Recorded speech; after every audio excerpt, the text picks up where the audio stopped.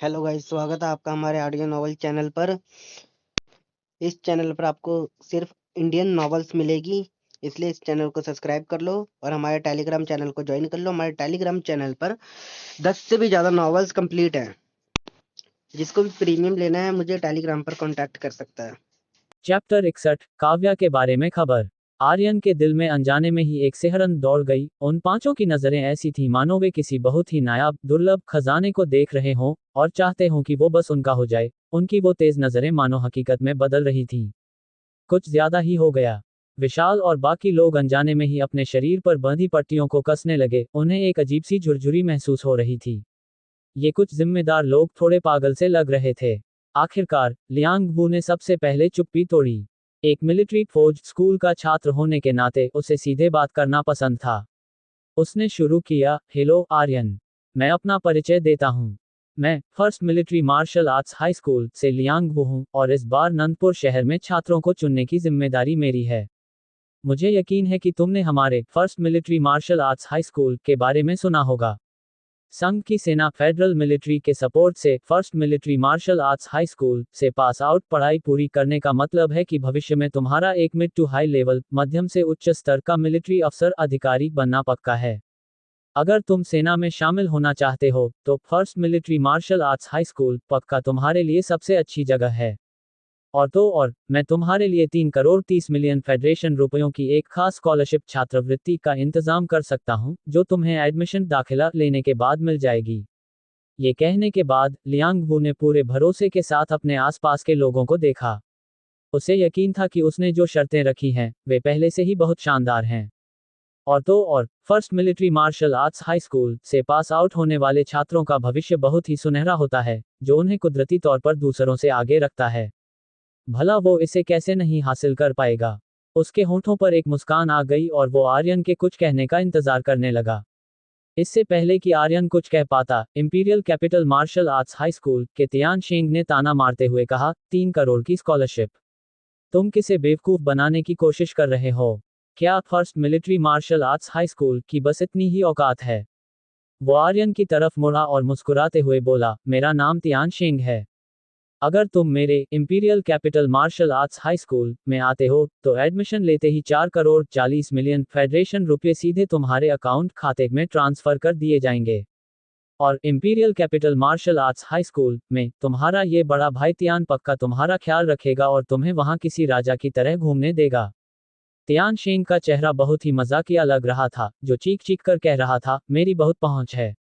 Liang वू का चेहरा उतर गया।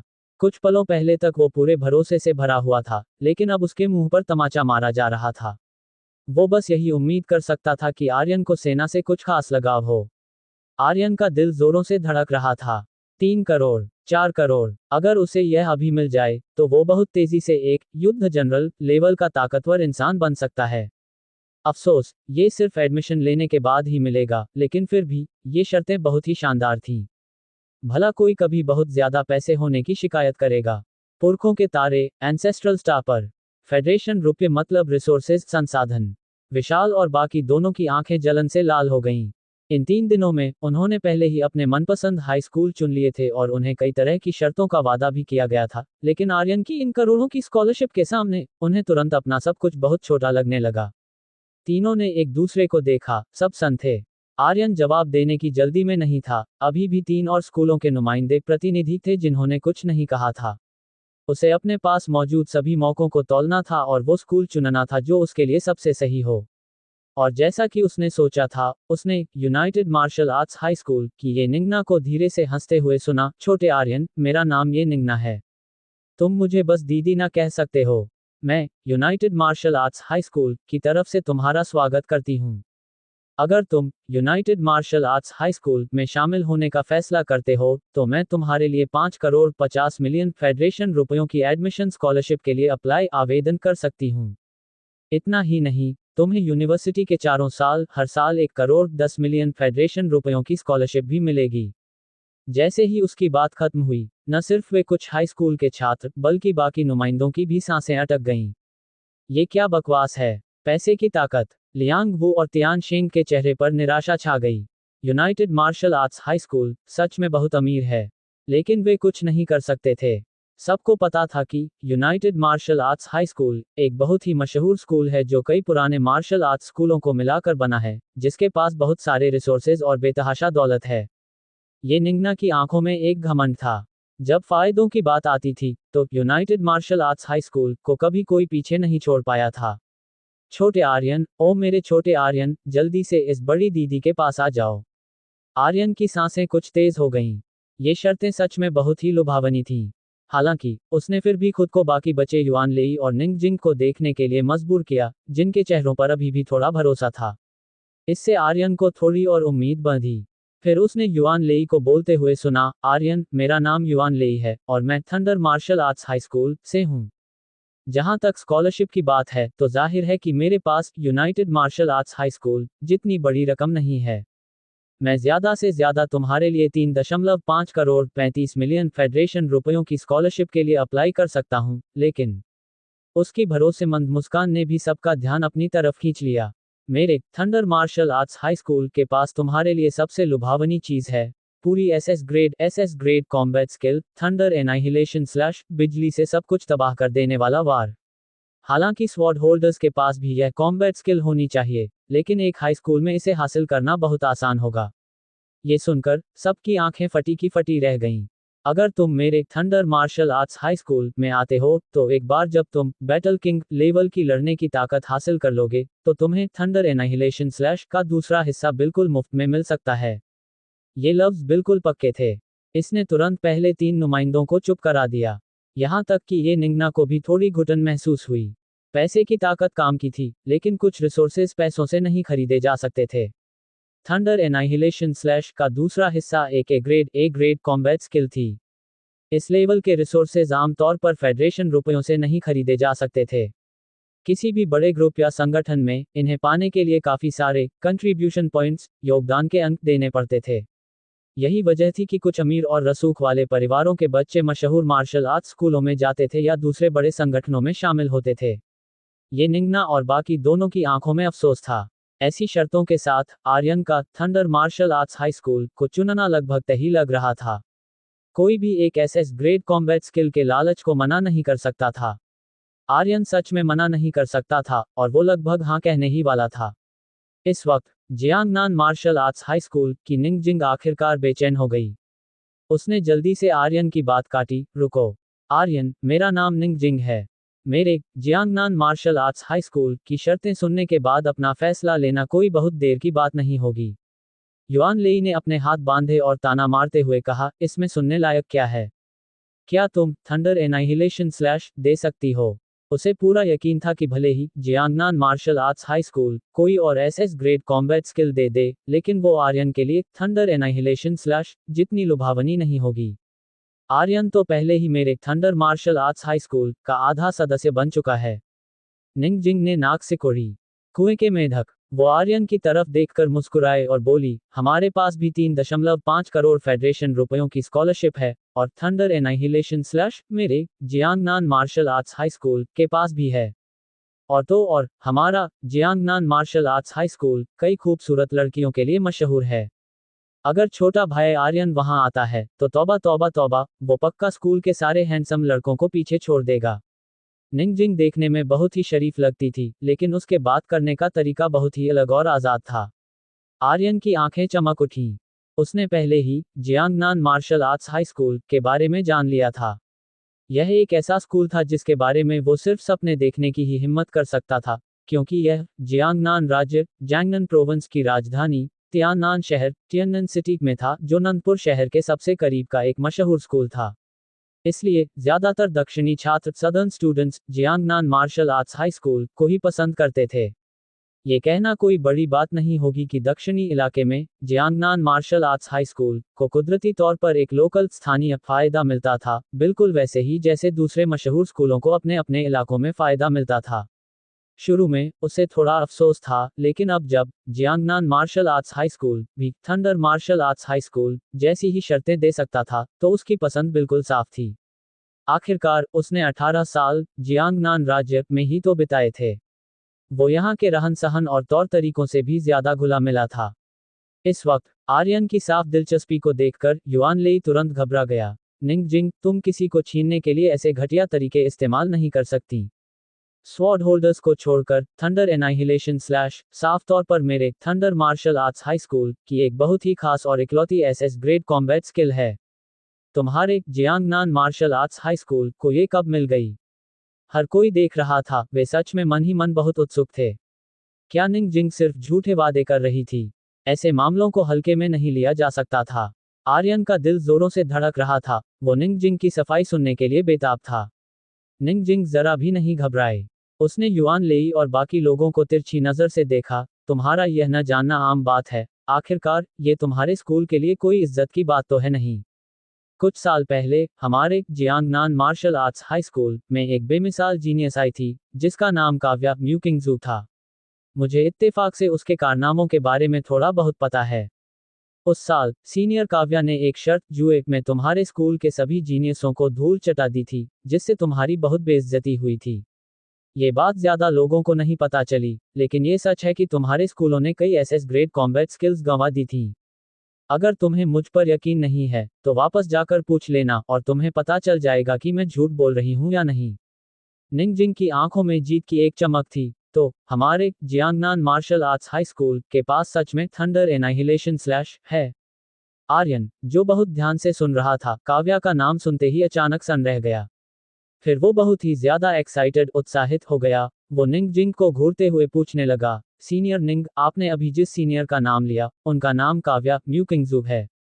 वो पक्का करना चाहता था। क्या यह आखिरकार बस एक इत्तेफाक ही था? चैप्टर 62, आखिरी फैसला। आर्यन बहुत ज्यादा एक्साइटेड उत्साहित था। जब से उसकी बुआ आंट गई थी, तब से वो उस दुकान पर पूछताछ करने गया था जहां वे काम करती थी, लेकिन किसी को नहीं पता था कि वे कहाँ गई हैं। और अब शायद अपनी बुआ के बारे में खबर मिलने पर वो एक्साइटेड कैसे नहीं होता। निंगजिंग आर्यन के इस तरह चौंकने पर थोड़ी उलझन में थी, लेकिन उसने तसल्ली से कहा, हाँ बिल्कुल, उस दानव जैसी टैलेंटेड सीनियर का नाम काव्या म्यूकिंगजू ही है। मैंने भी कभी कभी अपनी मेंटर गुरु को ये कहते सुना है कि कुछ साल पहले Jiangnan martial arts high school में एक ऐसी ताकतवर छात्रा आई थी, जिसने बाकी सभी स्कूलों को ऐसा दबाया था कि वे सिर नहीं उठा पा रहे थे। वो हमारे स्कूल का सबसे शानदार वक्त था। ये निंगना ने अपनी भौहें सिकुड़ी। उसे अभी भी थोड़ा शक था, अगर सच में ऐसा कोई बेमिसाल टैलेंट था, तो यह नामुमकिन है कि मैंने उसके बारे में न सुना हो। एक ऐसे जीनियस की अहमियत अपने आप में बहुत बड़ी होती है जो सभी हाई स्कूलों को पीछे छोड़ दे। देखा जाए तो इस लेवल का कोई दानव जैसा टैलेंट कभी भी अनजान नहीं रह सकता। फिर भी यहाँ मौजूद चारों मशहूर स्कूलों के नुमाइंदों प्रतिनिधियों में से किसी ने भी उसका नाम नहीं सुना था।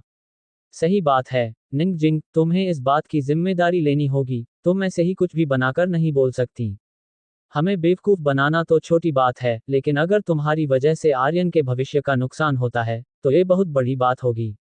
ये सुनकर भी निंगजिंग शांत रही, क्योंकि उसने सच में कोई झूठ नहीं बोला था। मैंने भी अपनी मेंटर, उस बूढ़ी औरत को ही उस वक्त इसके बारे में बात करते सुना था। पता नहीं क्यों, इस सीनियर के कारनामों को जानबूझकर मिटा दिया गया था, इसलिए बहुत कम लोग ही उनके बारे में जानते हैं। उसने मुंह बनाते हुए कहा, मैं, निंगजिंग, सिर्फ एक जीनियस को अपने स्कूल में लाने के लिए झूठी बातें बनाकर तुम्हें बेवकूफ बनाने की हद तक नहीं गिरूंगी। और वैसे भी, जब आर्यन और मैं स्पेशल ट्रेनिंग कैंप का कॉन्ट्रैक्ट समझौता साइन करेंगे, तो इससे उसके भविष्य का नुकसान होने का तो सवाल ही नहीं उठता। ये सुनकर हर किसी का गुस्सा थोड़ा ठंडा हो गया। वे जानते थे कि आर्यन का Jiangnan martial arts high school चुनना लगभग तय था। इस वक्त आर्यन ने भी अपने एक्साइटेड उत्साहित दिल को शांत किया। उसने बस ऐसे ही उत्सुक होने का नाटक करते हुए पूछा, सीनियर निंग, क्या आपको पता है कि सीनियर काव्या दिखती कैसी हैं? वो ये पक्का करना चाहता था कि क्या वो सच में उसकी बुआ ही हैं। निंगजिंग ने अपना सिर हिलाया।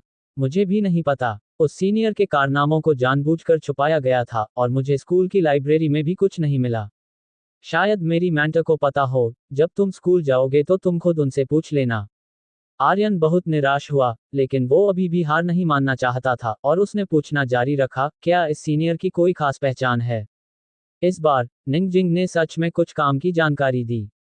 उसकी आंखों में एक अजीब सी चाहत की चमक आई। मेरी मेंटर ने जो बताया था, उसके हिसाब से वो सीनियर एक बेमिसाल खूबसूरती की मालकिन है और उससे एक बहुत ही ठंडा कोल्ड ऑरा निकलता है। कोई भी उसके 3 मीटर के दायरे में जाने की हिम्मत नहीं करता। पूरा शरीर ठंडा। आर्यन का दिल कांप उठा। ये बात उसकी बुआ की खासियतों से बहुत ज्यादा मेल खाती थी। उसकी बुआ का नाजुक शरीर अक्सर ठंडा रहता था, जिसकी वजह से उसे उनका पेट रगड़ना पड़ता था और उनकी पीठ थपथपानी पड़ती थी। लेकिन यह इतना भी नहीं था कि कोई उनके 3 मीटर के दायरे में आने की हिम्मत ही न करे। ओह, और इत्तेफाक से ऐसा लगता है कि यह सीनियर भी नंदपुर शहर से ही आई थी। निंगजिंग ने अचानक तालियां बजाई, मानो उसे अभी अभी कुछ याद आया हो। इस बात ने तुरंत आर्यन को और भी ज्यादा पक्का कर दिया कि यह बेमिसाल और दानव जैसी टैलेंटेड सीनियर काव्या पक्का उसकी बुआ ही हैं। उसने फैसला कर लिया कि उसे किसी भी हालत में Jiangnan martial arts high school जाना ही होगा। सिर्फ इस जानकारी के होने से, भले ही Jiangnan martial arts high school की शर्तें थोड़ी कमजोर भी हों, आर्यन फिर भी उसी को चुनता। और तो और, यहाँ की शर्तें भी बहुत शानदार थीं। 3.5 करोड़ 35 मिलियन की स्कॉलरशिप और बैटल किंग जान वैंग लेवल की ताकत हासिल करने के बाद थंडर एनाहिलेशन स्लैश के दूसरे हिस्से तक मुफ्त पहुंच। ये किसी भी तरह से घाटे का सौदा नहीं लग रहा था। क्या तुम एक दूसरे को जानते हो? निंगजिंग ने सोचा। दोनों का नंदपुर शहर से होना कुछ ज्यादा ही बड़ा इत्तेफाक लग रहा था। आर्यन ने अपना सिर हिलाया।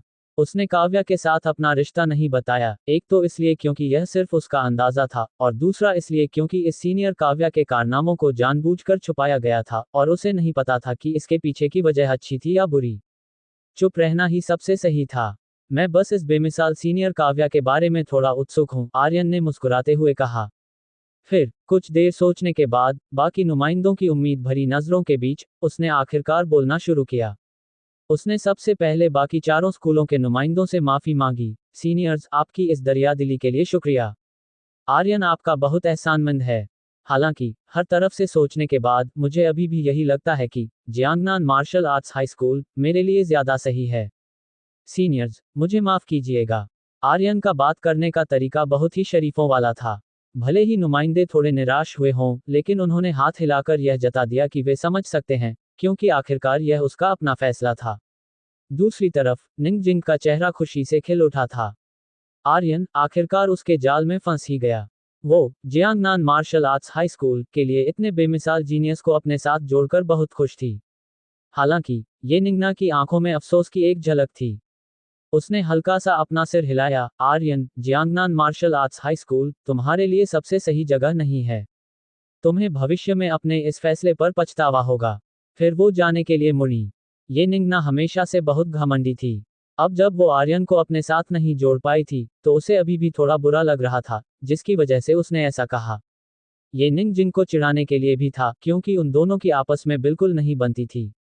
हालांकि उसकी बातों में कुछ सच्चाई भी थी। हाल के सालों में Jiangnan martial arts high school सच में बहुत नीचे गिर गया था। ये कभी एक बहुत ही ताकतवर और पुराना मशहूर स्कूल हुआ करता था, लेकिन अब ये लगभग सबसे नीचे आ चुका था, और यहाँ के रिसोर्सेज, संसाधन और जीनियस दोनों ही पहले से बहुत कम हो गए थे। ये सुनकर निंगजिंग, जो अभी तक बहुत प्यार से बात कर रही थी और बहुत खुश थी, वो तुरंत भड़क गई, और उसका एक खौफनाक ऑरा फूट पड़ा, बिल्कुल किसी शेरनी की तरह। ये निंगना, क्या तुझे मार खानी है? उसने अपनी आंखें सिकोड़ी, जो एक खतरे का इशारा था, और अपनी लंबी टांग को दरवाजे की चौखट पर टिका कर ये निंगना का रास्ता रोक लिया। ये निंगना भी किसी से कम नहीं थी, और उसने भी निंगजिंग को गुस्से से घूरा। पल भर में ही माहौल बहुत ही गर्म हो गया, और वे अगले ही पल लड़ने वाले थे। दोनों ही लड़कियां ऐसी नहीं थी जिनसे कोई पंगा ले सके, और बाकी लोगों ने जल्दी से बीच बचाव करके उन्हें रोका। मेरी दो दादियों, ये सेंट्रल हॉस्पिटल है। आर्यन अभी अभी उठा है, इसलिए मेहरबानी करके शांत हो जाए। तियान शेंग ने मामला शांत करने की कोशिश की। पिछले कुछ दिनों की छोटी सी मुलाकात में ही ये दोनों बहुत पहले से ही एक दूसरे को नापसंद करने लगी थी, और अब आखिरकार वे फटने की कगार पर पहुंच गई थी। निंगजिंग बहुत ही बेखौफ थी, और उसकी आंखें बहुत ठंडी थीं। Jiangnan martial arts high school उसका गुरूर था, और वो कभी किसी को इसकी बेइज्जती करने की इजाजत नहीं दे सकती थी। माफी मांग, वरना मैं तेरा मुंह तोड़ दूंगी। निंगजिंग बहुत ही बेबाक थी, वो हमेशा ऐसे ही बर्ताव करती थी, वरना Jiangnan martial arts high school में उसे लेडी डायनासोर, फीमेल टायरानोसोरस का नाम नहीं मिला होता। ये निंगना अभी भी अपनी जिद पर अड़ी रहना चाहती थी, लेकिन उसके चेहरे के भाव जल्दी ही बदल गए। जैसे जैसे उनके ऑरा की टक्कर तेज होती गई, उसने खुद को पूरी तरह से कमजोर पड़ते हुए पाया। क्या निंगजिंग ने पहले ही बैटल किंग जान वैंग लेवल में आधा कदम रख दिया है? लियांग वू की नजरें बहुत तेज थीं, और उसने हैरानी से कहा। इस हिसाब से देखा जाए तो निंगजिंग का टैलेंट उन सबसे भी कहीं ज्यादा था। इस आफत के बाद वो सच में एक कदम आगे बढ़ गई थी। ये निंगना का चेहरा उतर गया। ऐसे में पक्का उसी का नुकसान होगा। निंगजिंग ने ठंडी आवाज में कहा, मैं 3 तक गिनूंगी। माफी मांग। 3, 2, मुझे माफ कर दो, मेरे मुंह से निकल गया था। ये निंगना ने अपने दांत पीसे और आखिरकार हार मान ली। हालांकि यह बेइज्जती वाली बात थी, लेकिन इस खौफनाक लड़की से मार खाने से तो बेहतर ही था। निंगजिंग ने मुंह बनाया और अपनी लंबी टांग हटा ली। क्या यही काम पहले करना बेहतर नहीं होता? कम बकवास करने से शायद किसी दिन तुम्हारी जान बच जाए। ये निंगना ने अपनी मुट्ठियां भींची, ठंडी सांस छोड़ी और जाने के लिए मुड़ी। उसने कसम खाई कि वो इस बेइज्जती को हमेशा याद रखेगी। बाकी तीनों ने एक दूसरे को देखा और वे भी फीका सा मुस्कुराए। चूंकि आर्यन को वे अपने साथ नहीं जोड़ पाए थे, इसलिए अब और रुकने का कोई मतलब नहीं था।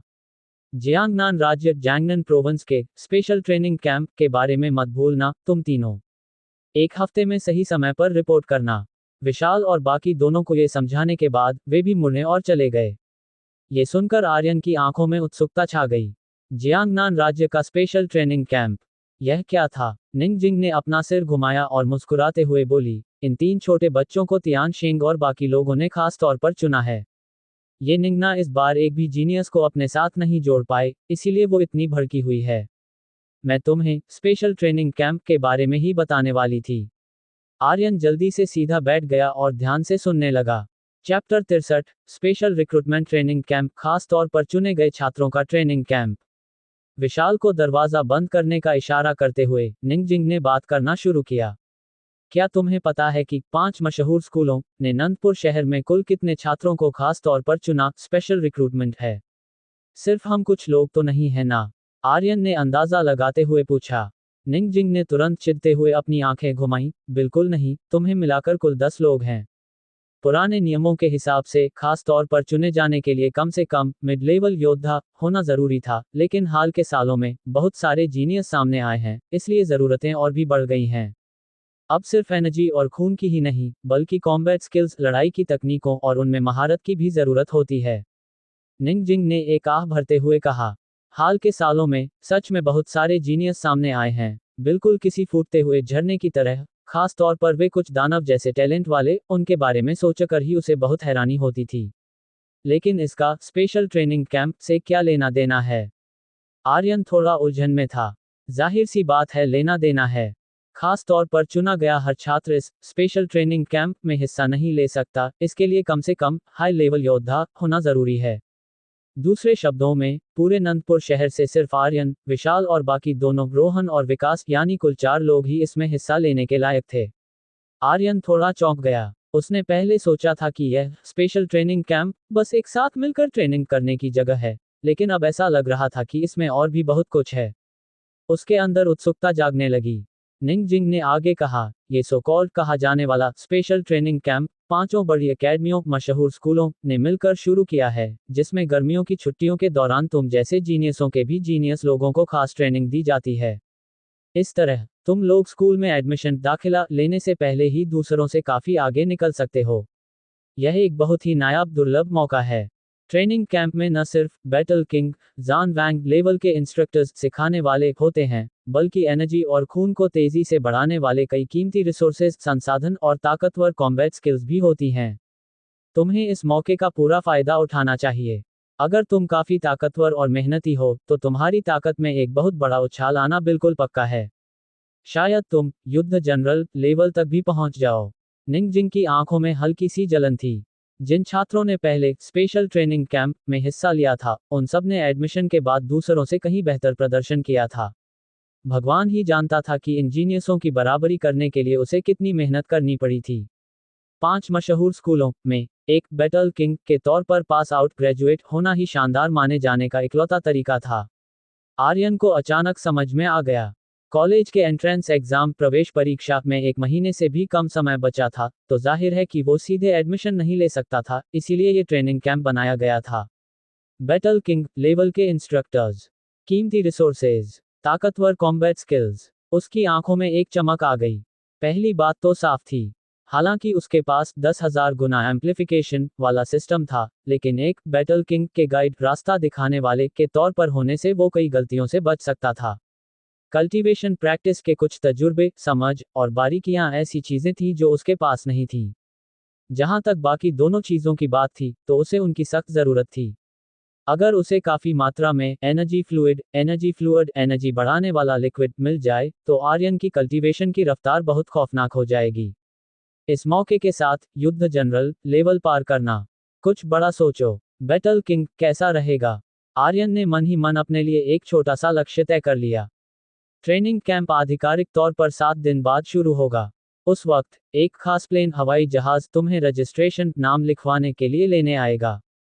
तुम लोग जिस ट्रेनिंग कैंप में जाओगे वो जियांगनान राज्य जैंगनन प्रोविंस के छात्रों के लिए है, इसलिए वो मिंगलिंग शहर मिंगलिंग सिटी में रखा गया है। निंगजिंग ने अपनी बात जारी रखी। आर्यन मन ही मन हैरान हो रहा था। इसका मतलब था कि संघ के 4 बड़े हिस्सों में मौजूद 36 राज्यों के हिसाब से ऐसे 36 ट्रेनिंग कैंप थे, जिनमें अलग अलग ताकत और गिनती वाले जीनियस होंगे। अफसोस की बात है कि मैं दूसरी जगहों के जीनियसों से नहीं मिल पाऊंगा। उसे थोड़ा अफसोस हुआ। मानो आर्यन के दिल की बात समझते हुए निंगजिंग ने गंभीरता से कहा, तुम लोगों को दूसरे शहरों के जीनियसों को कमजोर नहीं समझना चाहिए। नंदपुर शहर तो बस एक मध्यम साइज का बेस शहर है। हालांकि इस बार तुम जैसे जीनियस अचानक सामने आ गए, लेकिन दूसरे शहरों में पक्का तुमसे भी ज्यादा ताकतवर लोग होंगे। आर्यन, हालांकि तुम्हारी लड़ने की ताकत बहुत ज्यादा है और तुम अपने से बड़े लेवल वालों से भी लड़ सकते हो, लेकिन मेरी एक पक्की सहेली ने मुझे बताया है कि वो जिस शहर से छात्रों को चुन रही है, वहां एक लो लेवल युद्ध जनरल लेवल का छात्र भी है। तुम्हें बिल्कुल भी घमंड नहीं करना चाहिए। निंगजिंग की आंखों में एक चेतावनी थी। वो भी बहुत मेहनत कर रही थी। वो जानती थी कि हाई स्कूल के छात्र एक ऐसी उम्र में होते हैं जब उनके सपने आसमान छूते हैं, खास तौर पर अपने आखिरी साल की पढ़ाई पूरी करने के बाद और दूसरे जीनियसों से न मिलने पर। उनमें से ज्यादातर की सोच यही होती है कि मैं सबसे ऊपर हूं और आसमान मेरे नीचे है। और इसके साथ आर्यन का एक मिड लेवल युद्ध जनरल बीस्ट वॉरियर को मारकर सबकी जान बचाने वाला वो हीरो जैसा कारनामा भी जुड़ गया था। निंगजिंग को डर था कि कहीं उसमें घमंड न आ जाए, इसीलिए उसने ये जानकारी दी थी। कल्टीवेशन का रास्ता हमेशा से ही लगन मांगता है, बहुत सारे जीनियस बीच में ही गिर जाते हैं। लो लेवल युद्ध जनरल, ये तो बहुत ही खौफनाक है। आर्यन भाई का लिमिट योद्धा लेवल तक पहुंचना ही पहले से बहुत खौफनाक है। अब कोई ऐसा भी है जो लो लेवल युद्ध जनरल लेवल तक पहुंच गया है। क्या वे दूसरों को जीने भी देंगे? विशाल और बाकी दोनों सन्न रह गए। उन्हें लगा मानो उन्होंने कुछ गलत सुन लिया हो। उन तीनों ने इस मौके का फायदा उठाकर पीक योद्धा लेवल पार कर लिया था, और वे थोड़े घमंड में थे। उन्हें लग रहा था कि वे और आर्यन ट्रेनिंग कैंप में छा जाएंगे। लेकिन अब उनके ऊपर तुरंत ठंडे पानी की एक बाल्टी डाल दी गई थी। हालांकि उनकी वो थोड़ी सी घमंडी सोच तुरंत गायब हो गई, क्योंकि वे सभी जीनियस थे और कुदरती तौर पर निंगजिंग के ये कहने का मतलब समझ गए थे।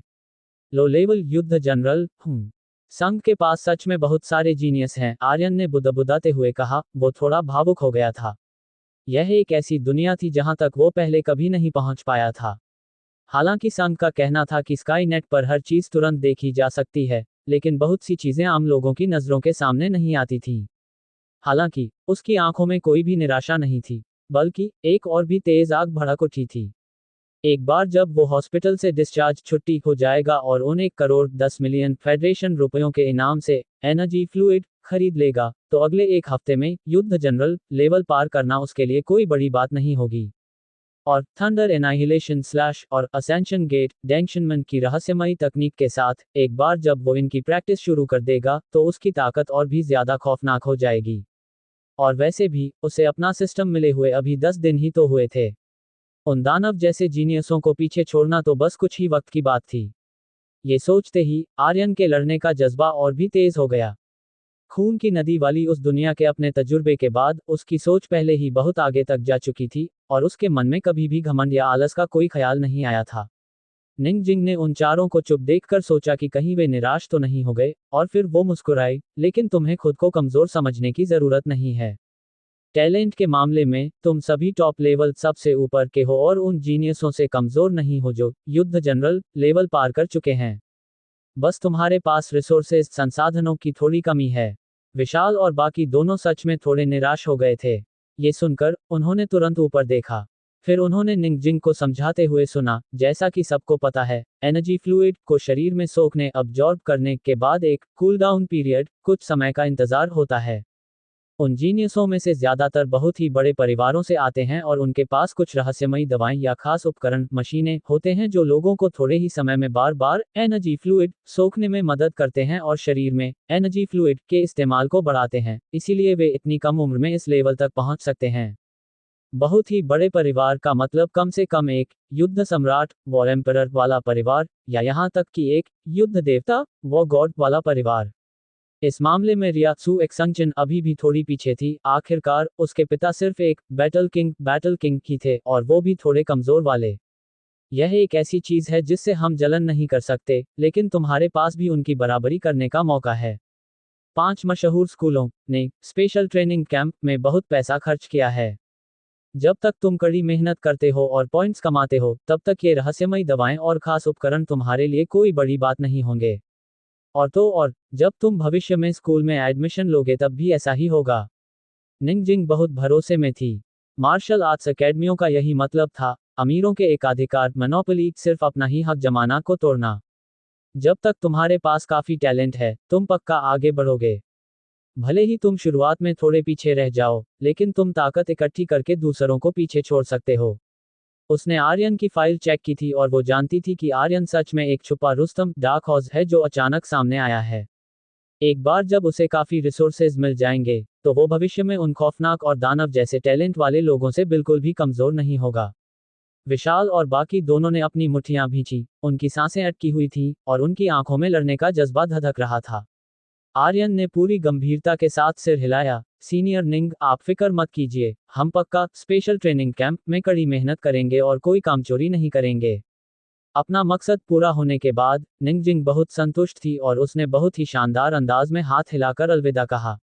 आर्यन, तुम्हारे पास मेरे स्काई नेट का कॉन्टैक्ट नंबर है। बाद में जब तुम स्कूल आना, तो मुझसे मिलना मत भूलना। आर्यन ने जोर से सिर हिलाया। ठीक है। उसने इस बात को अपने दिमाग में बैठा लिया। उसने तय कर लिया था कि जब सही वक्त आएगा, तो वो सीनियर निंग से कहेगा कि वो उसे अपनी मेंटर गुरु से मिलवाए, ताकि वो पूरी तरह से समझ सके कि काव्या के साथ आखिर क्या हुआ था। चैप्टर 64, जनरल लेवल पर प्रमोशन, बिजली और आग की दोहरी डबल ताकत। होश में आओ, वो खूबसूरत सीनियर चली गई है। रिया ने आर्यन की आंखों के सामने हाथ हिलाते हुए मुस्कुराकर कहा। ये देखकर विशाल और बाकी लोग भी अपनी हंसी नहीं रोक पाए। पिछले कुछ दिनों से रिया आर्यन के पास ही रह रही थी। आर्यन ने हल्का सा खांसा और बोला, सीनियर निंगजिंग सच में खूबसूरत हैं, लेकिन वो थोड़ी ज्यादा ही खतरनाक हैं। उसे निंगजिंग का वो अचानक भड़कना याद आ गया और वो अनजाने में ही थोड़ा डरकर सिकुड़ गया। अगर उसकी शादी उससे हो गई, तो उसे हर दिन मार खानी पड़ेगी। रिया ने आर्यन को हल्का सा मुक्का मारा और मुंह बनाते हुए कहा, तुम बहुत बुरे हो। विशाल और बाकी लोग चुपचाप कमरे से बाहर निकल गए, ताकि उन दोनों को अकेला छोड़ सकें। माहौल अचानक शांत हो गया और उनके बीच एक अजीब सा एहसास फैलने लगा। रिया ने आर्यन की तरफ देखा, जिसका चेहरा अभी भी थोड़ा पीला था और उसकी आंखों में आर्यन के लिए दर्द था। उसने धीरे से कहा, आर्यन, मेरी जान बचाने के लिए शुक्रिया। रात के आसमान के नीचे टूटी हुई तलवार पकड़े उस नौजवान का अपनी जान पर खेलकर बीस्ट वॉरियर को उसके पास आने से रोकने का वो नज़ारा उसकी यादों में हमेशा के लिए छपने वाला था। ऐसा मत कहो, अगर मैं नहीं होता, तो वो बीस्ट वॉरियर तुम्हें अपना निशाना नहीं बनाता। आर्यन ने अपना हाथ हिलाया। वो नहीं चाहता था कि रिया अपने मन में कोई बोझ रखे। रिया ने अपने होंठ भींचे और कहा, आर्यन, जब तुम Jiangnan martial arts high school में जाओगे, तो तुम्हें पक्का बहुत सी अच्छी लड़कियां मिलेंगी, है ना? आर्यन जमसा गया। वो समझ गया कि रिया क्या कहना चाहती है, लेकिन अभी वो सिर्फ मार्शल आर्ट्स पर ध्यान देना चाहता था और बाकी चीजों के बारे में बाद में सोचना चाहता था। आर्यन मुस्कुराया, शायद मिलें, लेकिन मेरा उनसे कोई खास लेना देना नहीं है। तलवारबाजी की किताब का पहला पन्ना कहता है, दिल में कोई औरत न हो तो तलवार चलाने पर तुम खुद ही भगवान बन जाओगे। रिया भी एक बहुत समझदार लड़की थी। वो थोड़ी चुप हो गई। फिर वो अचानक एक बहुत ही प्यारी सी मुस्कान के साथ बोली, हाँ, तुम छोटे से बच्चे इतनी कम उम्र में इतने बड़े होने का नाटक कर रहे हो। उसने अपनी आंखें घुमाई और अपने आसपास की चीजें समेटने लगी। मुझे तुम्हारी इस तलवार चलाने पर भगवान बन जाओगे वाली बकवास से कोई मतलब नहीं है। तुम तो ब्लेड बड़ी तलवार चलाते हो, इसलिए ये तुम पर लागू नहीं होता। रिया ने हल्की सी ठंडी सांस ली और तेजी से जाने के लिए मुड़ी। हालांकि मुड़ने के बाद उसकी आंखों में एक अकेलेपन की झलक थी, लेकिन वो जल्दी ही एक पक्के इरादे में बदल गई। रिया, तुम्हें चुपचाप कड़ी मेहनत करनी होगी और फिर सबको हैरान कर देना होगा। आर्यन ने जाती हुई रिया की तरफ देखा और हल्का सा सिर हिलाए बिना नहीं रह सका। हमेशा सिंगल कुंवारा रहने वाले एक इंसान के तौर पर इन मामलों से निपटना सच में बहुत थका देने वाला काम था। इतनी मेहनत में वो 10 या 8 हाई लेवल युद्ध जनरल जानवरों को काट डालना ज्यादा पसंद करेगा, उसमें ज्यादा मजा आएगा। छोड़ो इन बातों को, जो होगा देखा जाएगा। उसने एक लंबी सांस छोड़ी, अपने दिल की उलझन को बाहर निकाला और फिर अपने बिस्तर के पास रखी कुछ चीजों की तरफ देखा। B grade alloy battle blade, B grade alloy battle armour, एक डिस्क सीडी जिसमें B grade combat skill thunder annihilation slash का पहला हिस्सा था। उसका दिल बेताबी से मचल रहा था, वो तुरंत प्रैक्टिस शुरू करने के लिए और इंतजार नहीं कर सकता था। जल्दी से डिस्चार्ज, अस्पताल से छुट्टी होने की कागजी कार्रवाई पूरी करो और फिर कड़ी ट्रेनिंग प्रैक्टिस। कल्टीवेशन प्रैक्टिस में लगन बहुत जरूरी है। सिस्टम होने के बावजूद आर्यन कोई ऐसा नाकारा इंसान नहीं बनना चाहता था जो सिर्फ सिस्टम के भरोसे बैठा रहे। उसे हमेशा इस बात पर पूरा यकीन था कि टैलेंट के अलावा एक ताकतवर इंसान के लिए सबसे जरूरी चीज होती है हमेशा सबसे ऊपर पहुंचने की चाहत रखना। असल में आर्यन कुछ ज्यादा ही सोच रहा था, डिस्चार्ज होना इतना भी जल्दी नहीं था। हालांकि उसका शरीर ठीक हो गया था, लेकिन कई तरह के चेकअप, जांच और कागजी कार्रवाइयों ने उसे सिरदर्द दे दिया था। जब आखिरी रिपोर्ट आई तब तक अगले दिन की दोपहर हो चुकी थी। इस बार रिया नहीं आई थी, बल्कि समीर लीवनहे उसे हॉस्पिटल से लेने आया था। कल से ही रिया चुपचाप कड़ी मेहनत कर रही थी, वो आर्यन से बहुत ज्यादा पीछे नहीं रहना चाहती थी। छोटे विशाल, छोटे रोहन, छोटे विकास, तुम्हारा आर्यन भाई अब जा रहा है। हम दोबारा ट्रेनिंग कैंप में मिलेंगे। गंजे और पट्टियों में लिपटे मम्मी जैसे विशाल को देखकर आर्यन बहुत खुश था। डिस्चार्ज होने का इंतजार करते समय आर्यन ने उन तीनों को फिर से डाओ डिजू कार्ड गेम में बुरी तरह हराया था, जिससे वो तीनों, जो इस गेम में अपना थोड़ा भरोसा वापस पाना चाहते थे, वो चीखने लगे कि आर्यन एक सनकी इंसान है। बेतहाशा टैलेंट होना एक अलग बात थी, लेकिन डो दिजू में इस तरह बुरी तरह हराना एक अलग बात थी। असल में खुद आर्यन भी थोड़ा हैरान था, उसे लग रहा था कि उसका दिमाग और चीजों को समझने की ताकत बहुत तेज हो गई है, और डो दिजू खेलने में उसे बहुत मजा आ रहा था। उसका अंदाजा था कि यह उसकी रूह की ताकत के दोगुना होने की वजह से था। ये सच था या नहीं, यह उसे मार्शल आर्ट्स की प्रैक्टिस शुरू करने के बाद पता चल ही जाएगा। विशाल और बाकी दोनों ने आर्यन को ऐसे विदा किया मानो वो कोई पनौती बुरी किस्मत हो। हम तीनों भी जल्दी ही बाहर आ जाएंगे, है ना? आर्यन को पहले डिस्चार्ज होते देख वे तीनों भी थोड़े बेताब थे, लेकिन उनके घाव तेजी से भर रहे थे। हालांकि वे मम्मियों की तरह पट्टियों में लिपटे हुए बहुत ही अजीब लग रहे थे, लेकिन असल में उनके घाव ऊपर ही थे। वे भी कुछ ही दिनों में डिस्चार्ज होने वाले थे। रोहन और विकास कुमार ने एक दूसरे को देखा और हंसे। आर्यन भाई तो चले गए, अब हम आगे विशाल की धुनाई जारी रखेंगे। आर्यन और समीर होवरकार हवा में उड़ने वाली कार में बैठे। इस हादसे के बाद समीर और भी ज्यादा मेहनती हो गया था। उसे ताकत की अहमियत पूरी तरह समझ आ गई थी। अगर आर्यन नहीं होता तो वो भी जानवरों के मुंह में मरने वाले कई छात्रों में से एक होता। तुम मुझे ऐसे क्यों देख रहे हो? मुझ पर डोरे मत डालो, मुझे लड़कों में कोई दिलचस्पी नहीं है। आर्यन ने समीर की तारीफ भरी नजरों को देखकर मजाक किया। समीर हल्का सा हंसा, लेकिन कुछ बोला नहीं। वो बस यही सोच रहा था कि उसका अच्छा दोस्त कितनी जल्दी बदल गया है, और एक ऐसे रुतबे वाले इंसान में बदल गया है जो पलक झपकते ही युद्ध जनरल लेवल के ताकतवर लोगों को मार सकता है। उसे याद आया कि जब उसने कहा था कि उसके अंकल झांग सेन एक युद्ध जनरल हैं, तो उसने क्या कहा था? जब मैं, समीर, भविष्य में बाहर जाकर चिल्लाऊंगा कि मेरा भाई एक युद्ध जनरल है, तो मेरी कितनी इज्जत बढ़ेगी। उसे उम्मीद नहीं थी कि ये दिन इतनी जल्दी आ जाएगा, जिससे उसे ये सब किसी सपने जैसा लग रहा था। ओह हाँ, आर्यन भाई, आपने मुझे जो B grade energy liquid fluid खरीदने के लिए कहा था, वो मैंने खरीद लिया है। समीर ने अचानक अपना सिर पीटते हुए कहा, और फिर एनर्जी लिक्विड की कुछ तैयार बोतलें निकाल कर दी। आर्यन की आंखें चमक उठीं। यह एक ऐसा प्लान था जो उसने बहुत पहले सोच लिया था। जैसे ही वो डिस्चार्ज होगा, वो बैटल जनरल, युद्ध जनरल बनने के लिए प्रैक्टिस शुरू कर सकता है। इस वक्त उसकी एनर्जी और खून पहले ही 500 कैलोरी को पार कर चुके थे, और उसकी शुद्धता किसी आम बैटल जनरल को टक्कर दे सकती थी। अब अगले लेवल पर पहुंचना उसके लिए बहुत ही आसान होगा। उन दोनों ने थोड़ी देर बात की और समीर ने बताया कि क्लास में क्या क्या हुआ। लेकिन आर्यन थोड़ा ख्यालों में खोया हुआ था। जब से उसे खास तौर पर Jiangnan martial arts high school में चुना गया था, तब से वो कॉलेज के एंट्रेंस एग्जाम प्रवेश परीक्षा से बहुत दूर हो चुका था। आम छात्रों की स्कूल की वो जिंदगी अब बहुत पुरानी बात लगने लगी थी। समीर, कड़ी मेहनत करना। आर्यन भाई, मैं करूंगा।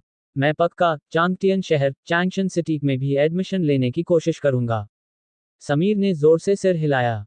Jiangnan martial arts high school Changtian शहर में था, जो संघ के 10 सबसे बड़े बेस शहरों में से एक था, जिसकी आबादी कई करोड़ थी। उसकी पिछली जिंदगी में आर्यन के पुराने जन्म में कुछ देशों की आबादी भी इतनी नहीं होती थी। वे दोनों कम्युनिटी सोसाइटी के दरवाजे पर अलग हुए और आर्यन बेताबी से अपने घर की तरफ दौड़ा। शाम हो चुकी थी, लेकिन वो अब और इंतजार नहीं करना चाहता था। उसने अपने जाने पहचाने लिविंग रूम बैठक में एक नजर डाली और फिर कालीन पर बैठ गया। आर्यन की हथेली में हल्के हरे रंग के लिक्विड की एक बोतल शांति से रखी हुई थी। वो इसके अंदर उफनती हुई एनर्जी को हल्का सा महसूस कर सकता था। B grade energy liquid. ये पूरे 1000 कैलोरी की एनर्जी और खून दे सकता था। आमतौर पर इसका इस्तेमाल युद्ध जनरल लेवल और यहां तक कि बैटल किंग लेवल की प्रैक्टिस के लिए किया जाता था। इसे एक योद्धा लेवल के लिए इस्तेमाल करना बर्बादी होगी, लेकिन आर्यन को कोई डर नहीं था। उसके पास 10,000 गुना एम्प्लीफिकेशन सिस्टम था। एक बार की प्रैक्टिस से ही उसकी एनर्जी और खून 20 कैलोरी बढ़ जाते थे, इसलिए बर्बादी जैसी कोई चीज उसके लिए नहीं थी। प्रैक्टिस शुरू करते हैं। आर्यन ने कोई देर नहीं की और बहुत ही सफाई से वो एनर्जी लिक्विड अपने मुंह में डाल लिया। पल भर में बूम, मानो किसी दहाड़ की तरह खौफनाक एनर्जी उसके शरीर में उठी और फूट पड़ी। आर्यन के चेहरे के भाव बदल गए, यह उसकी उम्मीद से थोड़ा ज्यादा था। बी ग्रेड एनर्जी लिक्विड में मौजूद एनर्जी सच में बहुत ज्यादा थी। वो तुरंत स्टैंडर्ड गाइडिंग टेक्निक एनर्जी को कंट्रोल करने का एक आम तरीका की पोजीशन में आ गया। उसकी एनर्जी और खून कांपने और खौलने लगे और उस एनर्जी को ऐसे सोखने लगे मानो कोई वेल मछली पानी पी रही हो और उसे अपनी एनर्जी और खून में बदलने लगे। डिंग, आपने एक बार स्टैंडर्ड गाइडिंग टेक्निक की प्रैक्टिस की है। 10,000 गुना एम्प्लीफिकेशन के साथ आपने 10,000 बार स्टैंडर्ड गाइडिंग टेक्निक की प्रैक्टिस कर ली है। आपकी एनर्जी और खून 20 कैलोरी बढ़ गए हैं। डिंग, आपने एक बार स्टैंडर्ड गाइडिंग टेक्निक की प्रैक्टिस की है। 10,000 गुना एम्प्लीफिकेशन के साथ आपने 10,000 बार स्टैंडर्ड गाइडिंग टेक्निक की प्रैक्टिस कर ली है। आपकी एनर्जी और खून 20 कैलोरी बढ़ गए हैं। Dot dot dot. उसके कानों में सिस्टम की आवाजें लगातार गूंज रही थीं। ये कहना कोई बड़ी बात नहीं होगी कि जब से आर्यन को सिस्टम मिला था, तब से यह उसकी सबसे लंबी प्रैक्टिस थी। 1 बार, 3 बार, 10 बार, 20 बार, आर्यन की एनर्जी और खून इतनी तेजी से बढ़ रहे थे कि उसे साफ महसूस हो रहा था। शुरू में उसे शरीर में एनर्जी भरने की वजह से थोड़ी परेशानी हुई, लेकिन जैसे जैसे उसने एक के बाद एक गाइडिंग टेक्निक के साथ उस एनर्जी को पचाया, उसे और भी ज्यादा मजा आने लगा। बिना किसी रोक टोक के और ढेर सारी एनर्जी के साथ प्रैक्टिस करने का यह एहसास, ये बहुत ही शानदार था। बहुत ही ज्यादा शानदार। आर्यन को तो रुकने का मन ही नहीं कर रहा था। 25वीं बार, आर्यन की एनर्जी और खून आखिरकार एक हद तक पहुंच गए। 1000 कैलोरी। ये पहले ही लो लेवल युद्ध जनरल, जूनियर व जनरल बनने की शर्तों को पूरा कर चुका था। उसकी वो बेतहाशा एनर्जी और खून पहले ही एक बड़े बदलाव से गुजर चुके थे और उसकी शुद्धता प्योरिटी और भी बेहतर हो रही थी। एनर्जी और खून को शुद्ध करने के लिए आसमान और जमीन से रहस्यमय एनर्जी को सोखना, लेकिन यह युद्ध जनरल लेवल को पार करने का सिर्फ एक ही कदम था। युद्ध जनरल लेवल के लोग शुरुआत में अपनी एनर्जी और खून के जरिए कुदरती ताकतों एलिमेंटल एट्रीब्यूट्स के साथ तालमेल बिठा सकते हैं, और यही सबसे जरूरी बात है। बैंग बैंग, वो विशाल एनर्जी और खून गूंज रहे थे और आसमान और जमीन के बीच एक अनजानी ताकत इकट्ठा हो रही थी। आर्यन के लिए पहले ये कदम थोड़ा मुश्किल होता, लेकिन अब दोगुनी रूह की ताकत के फायदे के साथ उसे कुदरती ताकतों के साथ तालमेल बिठाने के लिए अपनी एनर्जी और खून को कांपने देना बहुत ही आसान लग रहा था। वो बस एक ही कोशिश में तालमेल बिठाने में कामयाब हो गया। डिंग, आपने एक बार अपनी एनर्जी और खून के साथ तालमेल बिठाया है। 10,000 गुना एम्प्लीफिकेशन के साथ आपने 10,000 बार अपनी एनर्जी और खून के साथ तालमेल बिठा लिया है। आपने कामयाबी के साथ बिजली की ताकत थंडर एट्रीब्यूट और आग की ताकत फायर एट्रीब्यूट के साथ तालमेल बिठा लिया है। आर्यन को महसूस हुआ कि आसमान और जमीन से दो तरह की ताकतों के कण, बैंगनी और लाल, मानो उसकी एनर्जी और खून में समा गए हों। बिजली और आग की दोहरी डबल ताकत। और ये दोनों ही ताकतें हमले के मामले में बहुत ही खौफनाक हैं। अब से जब आर्यन बिजली और आग की ताकत वाली कॉम्बैट स्किल्स का इस्तेमाल करेगा तो उनकी ताकत दूसरों से कहीं ज्यादा होगी। यही युद्ध जनरल लेवल की असली ताकत थी। एक आम योद्धा लेवल के लिए अपने से बड़े लेवल वालों से लड़ना काफी मुश्किल होता है, जब तक कि वे आर्यन की तरह हर मामले में योद्धा लेवल की सभी हदों को बहुत पीछे न छोड़ दें, यहां तक कि एक आम बैटल जनरल को भी पीछे छोड़कर एक बहुत बड़े लेवल वाले इंसान को कुचलने की ताकत ना पालें। जाहिर है, इसकी एक वजह यह भी थी कि बीस्ट वॉरियर्स आम मार्शल आर्टिस्ट से कमजोर होते हैं। खूंखार जानवरों के खून से जुड़ने की वजह से वे जितना आगे बढ़ते हैं, वे उस खून पर उतने ही ज्यादा निर्भर डिपेंड हो जाते हैं और उनके आगे बढ़ने की आखिरी हद आम मार्शल आर्टिस्ट्स के मुकाबले बहुत कम होती है। जैसे ही आखिरी ताकत का कण उसकी एनर्जी और खून में समाया, आर्यन का ऑरा अचानक आसमान छूने लगा। वो पूरे लिविंग रूम में लगातार गूंज रहा था। लो लेवल युद्ध जनरल कामयाबी के साथ पार कर लिया। उसने अपनी आंखें खोली, जो बेतहाशा खुशी से भरी हुई थीं। चैप्टर 65 काबिलियत और सही रास्ता। आर्यन ने अपनी मुट्ठी हल्की सी भींची और अपने शरीर के अंदर मौजूद उस बेतहाशा और धमाके जैसी ताकत को महसूस किया, जो पहले से कहीं ज्यादा मजबूत थी। आखिरकार ताकत में यह इजाफा बहुत बड़ा था, क्योंकि वो पहले सिर्फ 500 पॉइंट्स की एनर्जी और खून वाला एक लिमिट योद्धा ही था। अब न सिर्फ उसकी एनर्जी और खून की मात्रा गिनती दोगुनी हो गई थी, बल्कि उनकी क्वालिटी शुद्धता भी दोगुनी हो गई थी। एक बैटल जनरल युद्ध जनरल बनने की दहलीज को कामयाबी के साथ पार करने और ताकतों के कणों एट्रीब्यूट पार्टिकल्स को अपने अंदर समा लेने के बाद आर्यन अब बिना किसी कॉम्बैट स्किल का इस्तेमाल किए भी बिजली और आग की ताकत का इस्तेमाल कर सकता था। हालांकि युद्ध जनरल लेवल पर ताकतों का ये तालमेल अभी भी कमजोर था, इसलिए उसे अपनी ताकत का पूरा फायदा उठाने के लिए अभी भी इन्हीं ताकतों वाली कॉम्बैट स्किल्स के सहारे की जरूरत थी। आर्यन को इसकी कोई चिंता नहीं थी। बिजली की ताकत वाली उस शानदार combat skill thunder annihilation slash के साथ उसकी ताकत में होने वाला इजाफा बहुत ही खौफनाक और हैरान करने वाला होगा। लेकिन बाद में मुझे आग की ताकत वाली कॉम्बैट स्किल्स भी ढूंढनी होंगी, और अगर कोई ऐसी स्किल मिल जाए जिसमें बिजली और आग दोनों की ताकत हो तो क्या बात है। उसने मन ही मन सोचा, और अनजाने में ही उसके होठों पर एक मुस्कान आ गई। आधे महीने से भी कम समय में उसने 60 पॉइंट्स की एनर्जी और खून वाले एक शुरुआती योद्धा से लो लेवल युद्ध जनरल बनने तक का सफर तय कर लिया था। ये रफ्तार सच में होश उड़ाने वाली थी। अगर दूसरों को पता चल जाए तो वे पक्का हैरानी से चीख पड़ेंगे। आर्यन को लग रहा था कि अब बस अपने एक हल्के से मुंह के या लात से ही वो अपने पुराने रूप को आसानी से कुचल सकता है। अगर अब उसका सामना लोकेश से दोबारा हो जाए तो उसे इतनी मेहनत करने की जरूरत नहीं पड़ेगी। अगर वो लोकेश को 3 बार के अंदर नहीं मार पाया तो आर्यन को लगेगा कि उसे चुल्लू भर पानी में डूब मरना चाहिए। वो अपनी तरक्की पर खुश होकर जोर से हंसे बिना नहीं रह सका। धीरे धीरे सबसे ऊपर पीक की तरफ बढ़ने का वो एहसास आर्यन को मदहोश कर रहा था। जब मेहनत का सही फल मिलता है तो बहुत अच्छा लगता है। शायद जीनियस लोग इसलिए आसानी से डटे रहते हैं क्योंकि उन्हें अपनी थोड़ी सी मेहनत का भी तुरंत फल मिल जाता है। ये बात आर्यन के दिमाग में बिजली की तरह कौंधी। अपनी उस उफनती हुई ताकत का थोड़ा सा मजा लेने के बाद आर्यन ने तुरंत अपने भटकते हुए ख्यालों को रोका। बी ग्रेड एनर्जी लिक्विड की आधी एनर्जी अभी भी बची हुई थी, और अगर वो अभी लोहा गर्म होने पर चोट नहीं मारेगा और उसे नहीं पचाएगा तो ये पूरी तरह से बर्बादी होगी। ये सोचकर वो एक बार फिर गाइडिंग टेक्निक की पोजीशन में आ गया। डिंग, आपने एक बार स्टैंडर्ड गाइडिंग टेक्निक की प्रैक्टिस की है। 10,000 गुना एम्पलीफिकेशन के साथ आपने 10,000 बार स्टैंडर्ड गाइडिंग टेक्निक की प्रैक्टिस कर ली है। आपकी एनर्जी और खून 20 पॉइंट्स बढ़ गए हैं। वो जानी पहचानी आवाज उसके कानों में फिर से गूंजी और आर्यन कल्टीवेशन प्रैक्टिस में पूरी तरह डूब गया, अपने शरीर की ताकत बढ़ने के उस मजे को महसूस करने लगा। डिंग, आपने एक बार स्टैंडर्ड गाइडिंग टेक्निक की प्रैक्टिस की है। 10,000 गुना एम्पलीफिकेशन के साथ आपने 10,000 बार स्टैंडर्ड गाइडिंग टेक्निक की प्रैक्टिस कर ली है। आपकी एनर्जी और खून 20 पॉइंट्स बढ़ गए हैं। इस आखिरी आवाज के साथ आखिरकार उसकी यह प्रैक्टिस खत्म हुई। तब तक बहुत रात हो चुकी थी। पूरी कम्युनिटी रिहायशी इलाका शांत थी, बस कभी कभी बिल्लियों के म्याऊं करने की आवाजें आ रही थीं। आर्यन उठा और उसने अंगड़ाई ली, अपनी उस विशाल एनर्जी और खून को महसूस किया, जो अब 1500 पॉइंट्स तक पहुंच चुके थे। जब उसने एक मुक्का मारा तो बिजली और आग की हल्की सी चिंगारियां छिटकीं। यहां तक कि सिर्फ रैजिंग बुलफिस्ट का इस्तेमाल करने पर भी वो मुक्का बिजली और आग से लिपटा हुआ था, और उसमें एक खौफनाक ताकत थी। अगर वो बेलेई ब्लेड टेक्निक या थंडरबोल्ट ट्रिपल स्लैश का इस्तेमाल करता तो पक्का आसमान और जमीन हिल जाते। जैसे जैसे आर्यन ने अपनी उफनती हुई एनर्जी और खून के साथ तालमेल बिठाया, वो और भी ज्यादा आसानी से बहने वाले फ्लूइड हो गए और जल्द ही वो भारीपन का एहसास पूरी तरह से गायब हो गया और वो उन्हें अपने हाथ की तरह आसानी से इस्तेमाल करने लगा। आर्यन की आंखों में खुशी थी, लेकिन तुरंत ही उसने अपनी भौहें सिकोड़ लीं।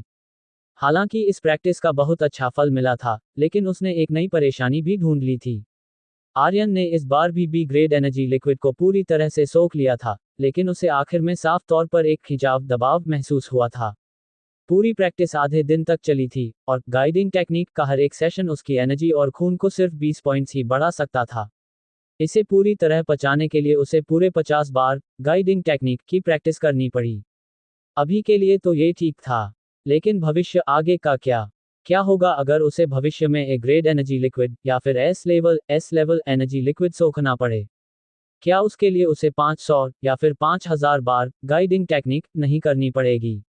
ये साफ तौर पर नामुमकिन था।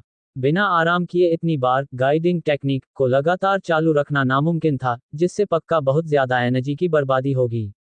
फिर आर्यन के अगले लेवल पर पहुंचने का खर्च बहुत ज्यादा बढ़ जाएगा, जिसके लिए पहले सिर्फ एक बोतल एनर्जी लिक्विड की जरूरत होती थी, भविष्य में उसके लिए कई बोतलों की जरूरत पड़ सकती है। आर्यन को वो एनर्जी लिक्विड एक ही बार में सोखना पड़ता था।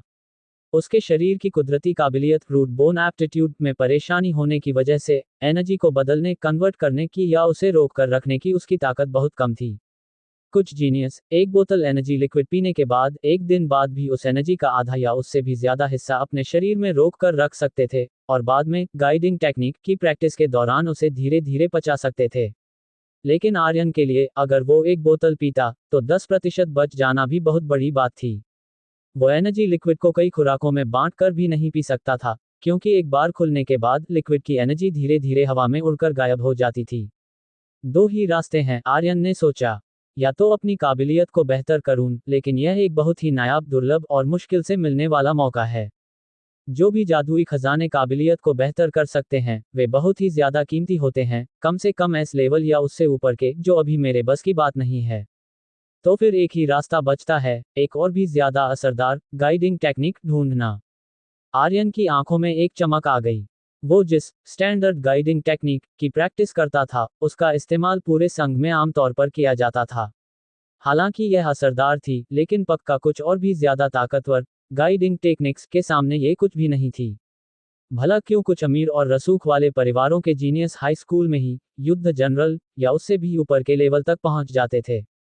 ज्यादा असरदार गाइडिंग टेक्निक्स इसकी एक बहुत बड़ी वजह थी, और यूनिवर्सिटीज कॉलेजों के पास भी ज्यादा ताकतवर गाइडिंग टेक्निक्स होती थीं।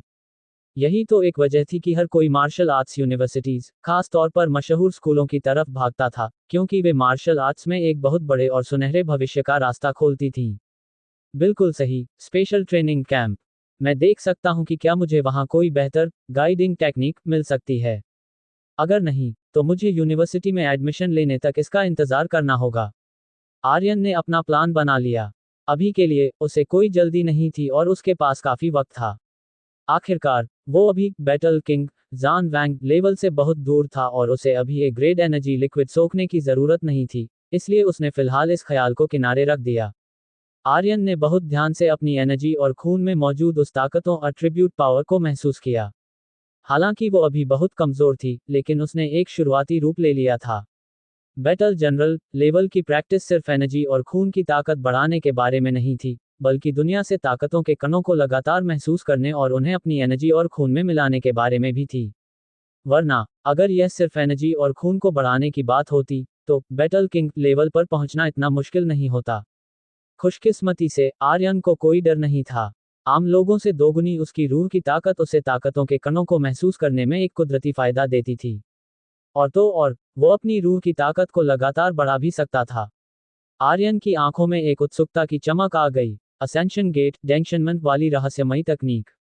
आसमान को भी झुका देने वाली यह रहस्यमयी तकनीक, जिसे उसने उस अनजान और महान कल्टीवेशन की दुनिया में भी कभी नहीं देखा था, वो आखिरकार इसकी प्रैक्टिस कर सकता था। हालांकि आधी रात हो चुकी थी, लेकिन उसका रुकने का कोई इरादा नहीं था। उसने ध्यान से अपने दिमाग में असेंशन गेट वाली रहस्यमयी तकनीक को समझा। इस रहस्यमयी तकनीक में अपने दिमाग में स्वर्ग की एक सीढ़ी हेवनली लैडर की कल्पना करना शामिल था, और उसका रूहानी शरीर लगातार उस पर ऊपर चढ़ेगा। हर बार जब वो स्वर्ग की सीढ़ी पर चढ़ेगा, तो उसे एक प्रैक्टिस का सेशन माना जाएगा, और इस दौरान उसकी रूह निखरेगी और मजबूत होगी। जब वो कामयाबी के साथ असेंशन गेट के अगले लेवल पर पहुंच जाएगा, तो वो ख्यालों वाली स्वर्ग की सीढ़ी और भी ज्यादा मुश्किल होती जाएगी। ये तरीका कभी खत्म न होने वाला था, इसीलिए कहा जाता था कि असेंशन गेट की रहस्यमयी तकनीक की कोई आखिरी हद नहीं थी।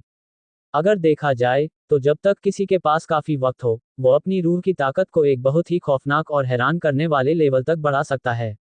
इसे समझने के बाद आर्यन की आंखों में इज्जत और हैरानी थी। वो इस रहस्यमयी तकनीक को बनाने वाले के इस शानदार आइडिया से सन था। जिसने भी असेंशन गेट की यह रहस्यमयी तकनीक बनाई होगी, वो पक्का कोई ऐसा बेमिसाल ताकतवर इंसान रहा होगा जो इस आम दुनिया को अपने जूतों की नोक पर रखता होगा। आर्यन को हल्का सा एहसास हो रहा था कि यह रहस्यमयी तकनीक उसके माता पिता की छोड़ी हुई नहीं लग रही थी। खून की नदी वाली दुनिया और तियानमेन स्वर्ग का दरवाजा आपस में जुड़े हुए नहीं लग रहे थे।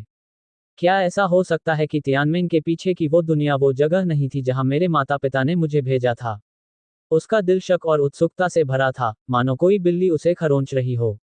छोड़ो इन बातों को, जब मैं भविष्य में तियानमेन को धक्का देकर खोलूंगा तब मुझे खुद ही पता चल जाएगा। आर्यन ने अपने ख्यालों को दबाया और असेंशन गेट की रहस्यमयी तकनीक की अपनी पहली प्रैक्टिस शुरू की।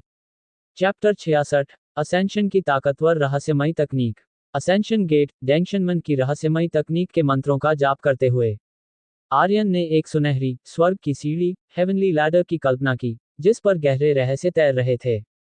उसका रूहानी शरीर सोल बॉडी उस पर चलने लगा। इस पर चलना उतना भी मुश्किल नहीं लग रहा जितना मैंने सोचा था। आर्यन को थोड़ी हैरानी हुई। पल भर में ही वो उस स्वर्ग की सीढ़ी की चोटी पर पहुंच गया और उसने अपनी प्रैक्टिस का एक राउंड पूरा कर लिया। ग्रेटर दैन डिंग। आपने असेंशन गेट की रहस्यमयी तकनीक के शुरुआती हिस्से की एक बार प्रैक्टिस की है। 10,000 गुना एम्प्लीफिकेशन के साथ आपने असेंशन गेट की रहस्यमयी तकनीक के शुरुआती हिस्से की 10,000 बार प्रैक्टिस कर ली है। आपकी असेंशन गेट की रहस्यमयी तकनीक पहले लेवल फर्स्ट लेवल पर पहुंच गई है। ग्रेटर दैन तेरी तो, मैं इतनी आसानी से पहले लेवल में कामयाब हो गया। आर्यन थोड़ा सन था। क्या ऐसा हो सकता है कि वो रूह की प्रैक्टिस करने वाला कोई बेमिसाल जीनियस हो? 10,000 में से एक।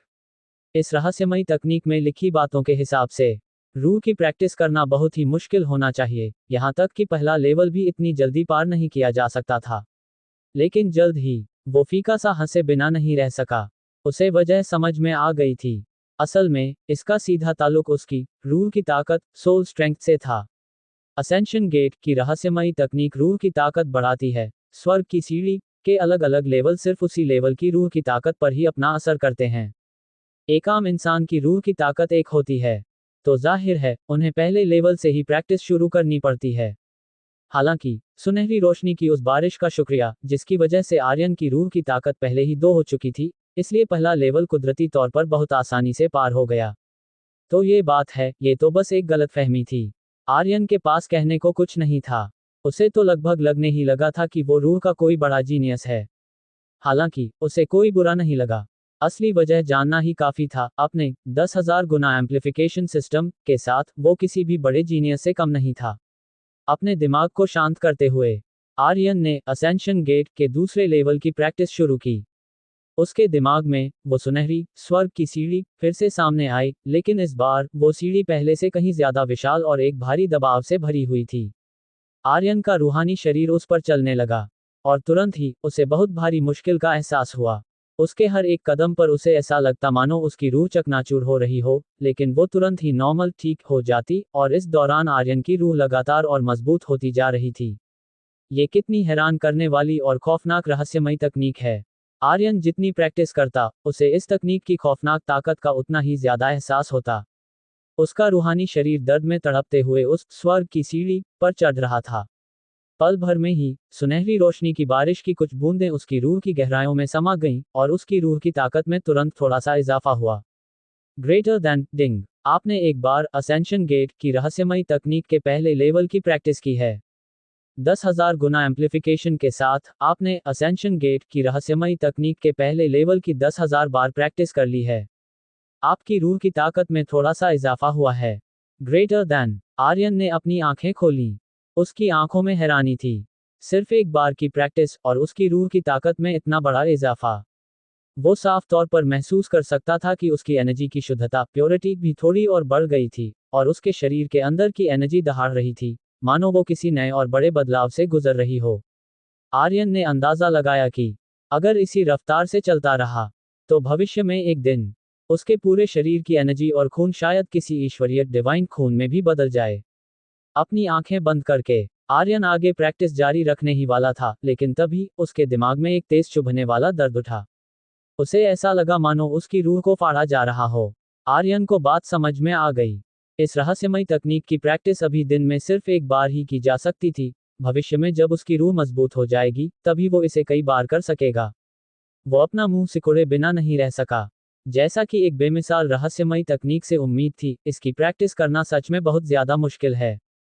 उसने जल्दी से हिसाब लगाया कि अभी के 10,000 गुना एम्प्लीफिकेशन की रफ्तार के साथ भी आर्यन को दूसरे लेवल तक पहुंचने के लिए आधे महीने से लेकर 1 महीने तक का वक्त लगेगा। एक आम इंसान के लिए तो शायद वे अपनी पूरी जिंदगी में भी दूसरे लेवल तक नहीं पहुंच पाएंगे। खुशकिस्मती से मेरे पास 10,000 गुना एम्प्लीफिकेशन सिस्टम है।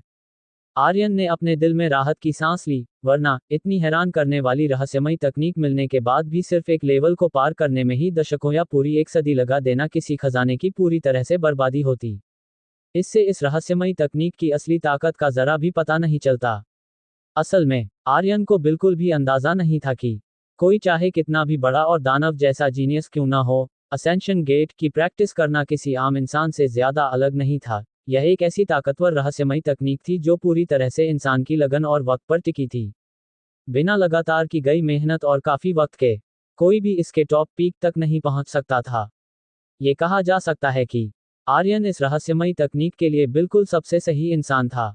अब से असेंशन गेट की रहस्यमयी तकनीक मेरी हर दिन की प्रैक्टिस का एक सबसे जरूरी हिस्सा होगी। आर्यन अपने हर काम में हमेशा से पक्का रहा है। उसके दिमाग में एक ख्याल कौंधा, और वो धीरे धीरे एक गहरी नींद में सो गया। युद्ध जनरल लेवल पार करने और असेंशन गेट की प्रैक्टिस करने के बाद उसका दिमाग और शरीर बहुत पहले ही अपनी हद तक पहुंच चुके थे। अगले दिन आर्यन दोपहर तक नहीं उठा। उसकी हालत फिर से अपनी सबसे बेहतरीन पीक फॉर्म में आ चुकी थी। अपने शरीर के अंदर उस उफनती हुई ताकत को महसूस करके वो बहुत संतुष्ट था।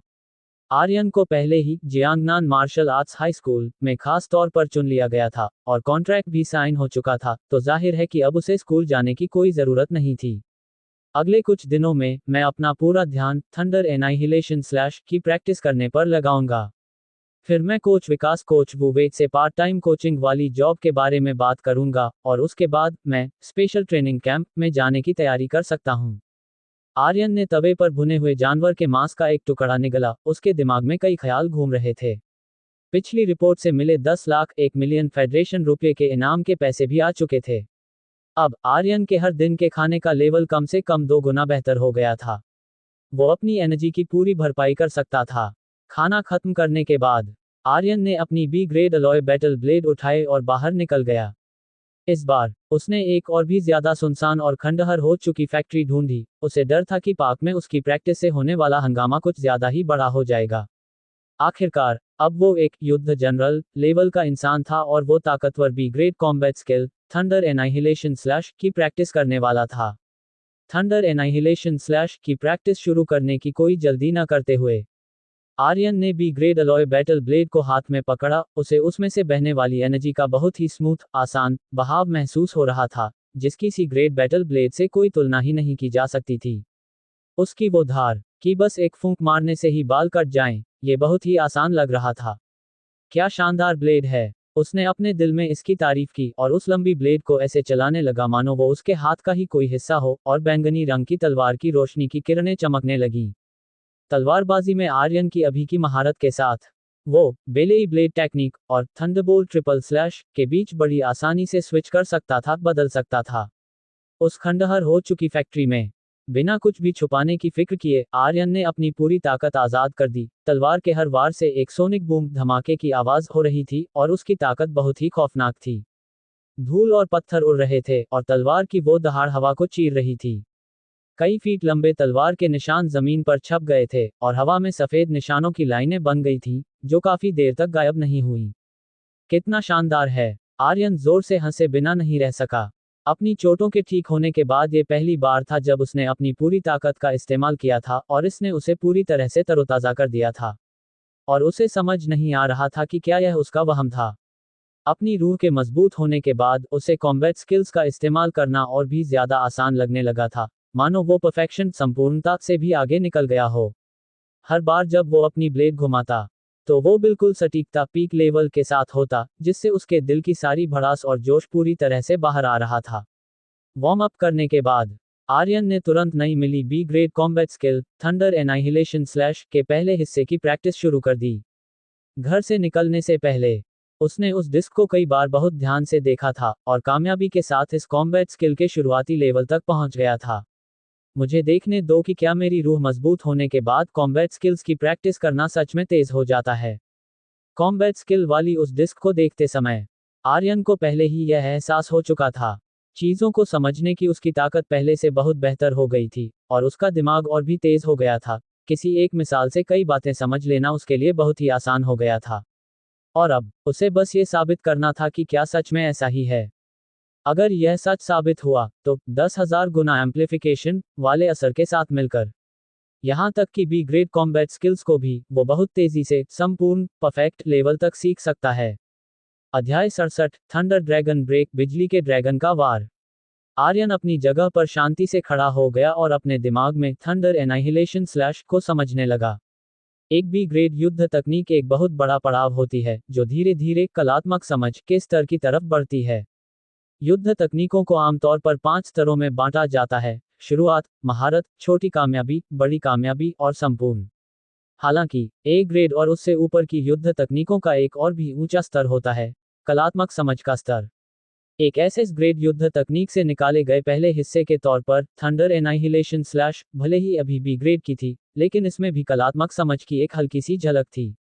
एक बार इसमें संपूर्ण स्तर हासिल कर लेने के बाद इसकी ताकत किसी भी आम बी ग्रेड युद्ध तकनीक से कहीं ज्यादा खौफनाक हो जाएगी। तथाकथित थंडर एनाहिलेशन तलवार के अंदर के उस खौफनाक और हावी होने वाले इरादे को आजाद करता है।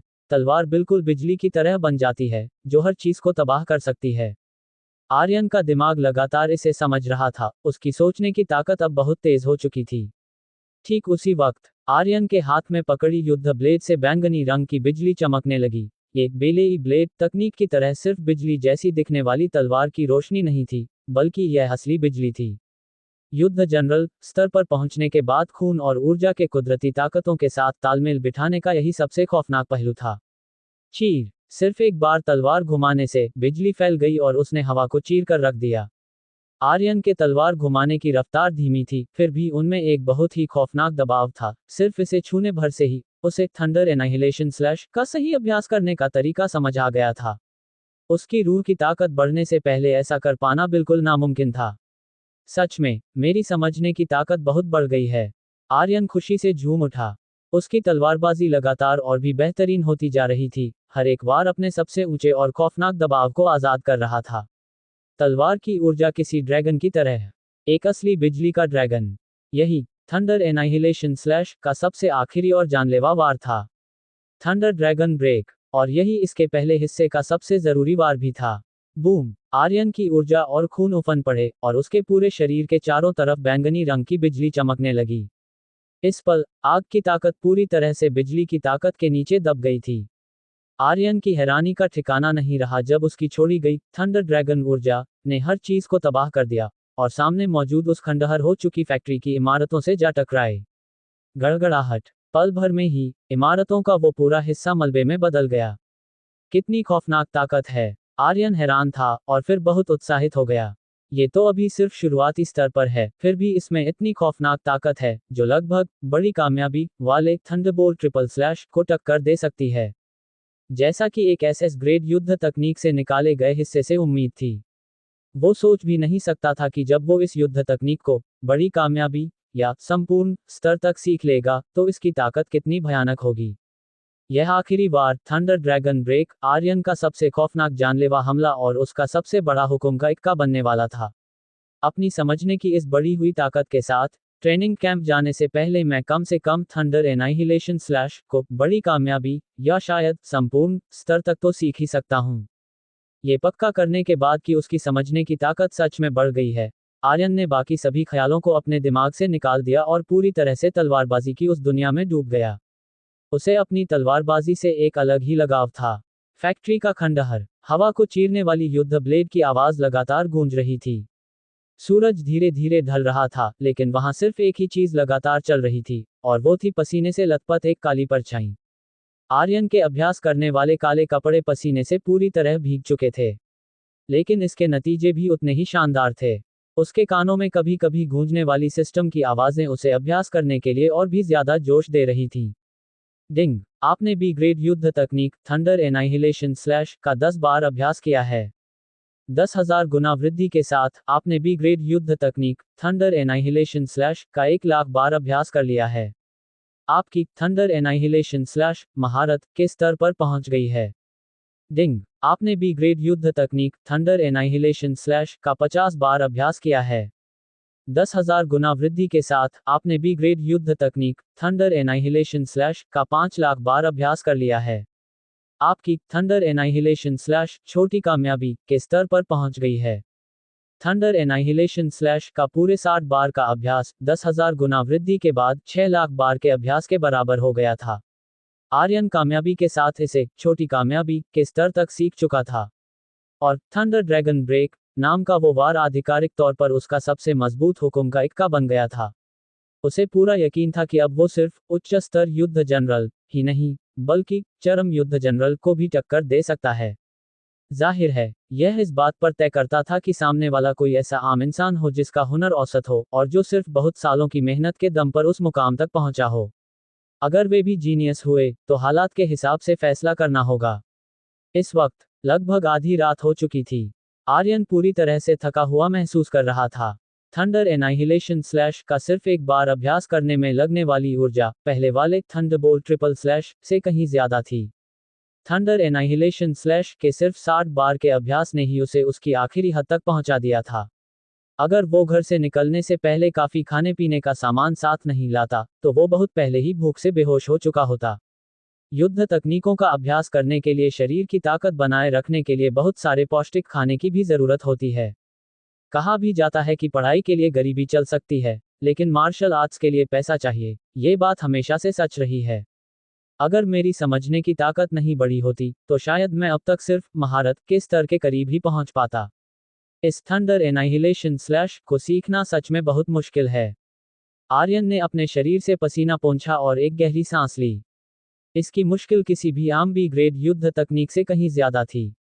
हालांकि अपनी इसी रफ्तार के साथ मैं अगले 2 दिनों में पक्का बड़ी कामयाबी हासिल कर सकता हूं, और जब तक स्पेशल ट्रेनिंग कैंप शुरू होगा, तब तक मैं संपूर्ण स्तर पर पहुंचने की भी कोशिश कर सकता हूं।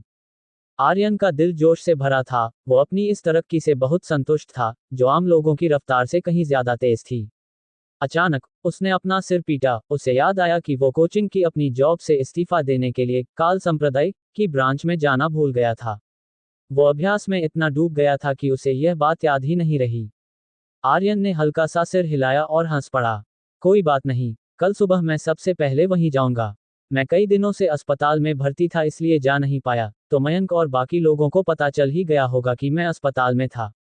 उस दिन मयंक और बाकी लोगों के वो चेहरे याद करके, जो ऐसे लग रहे थे मानो उन्होंने कोई भूत देख लिया हो, वो मुस्कुराए बिना नहीं रह सका।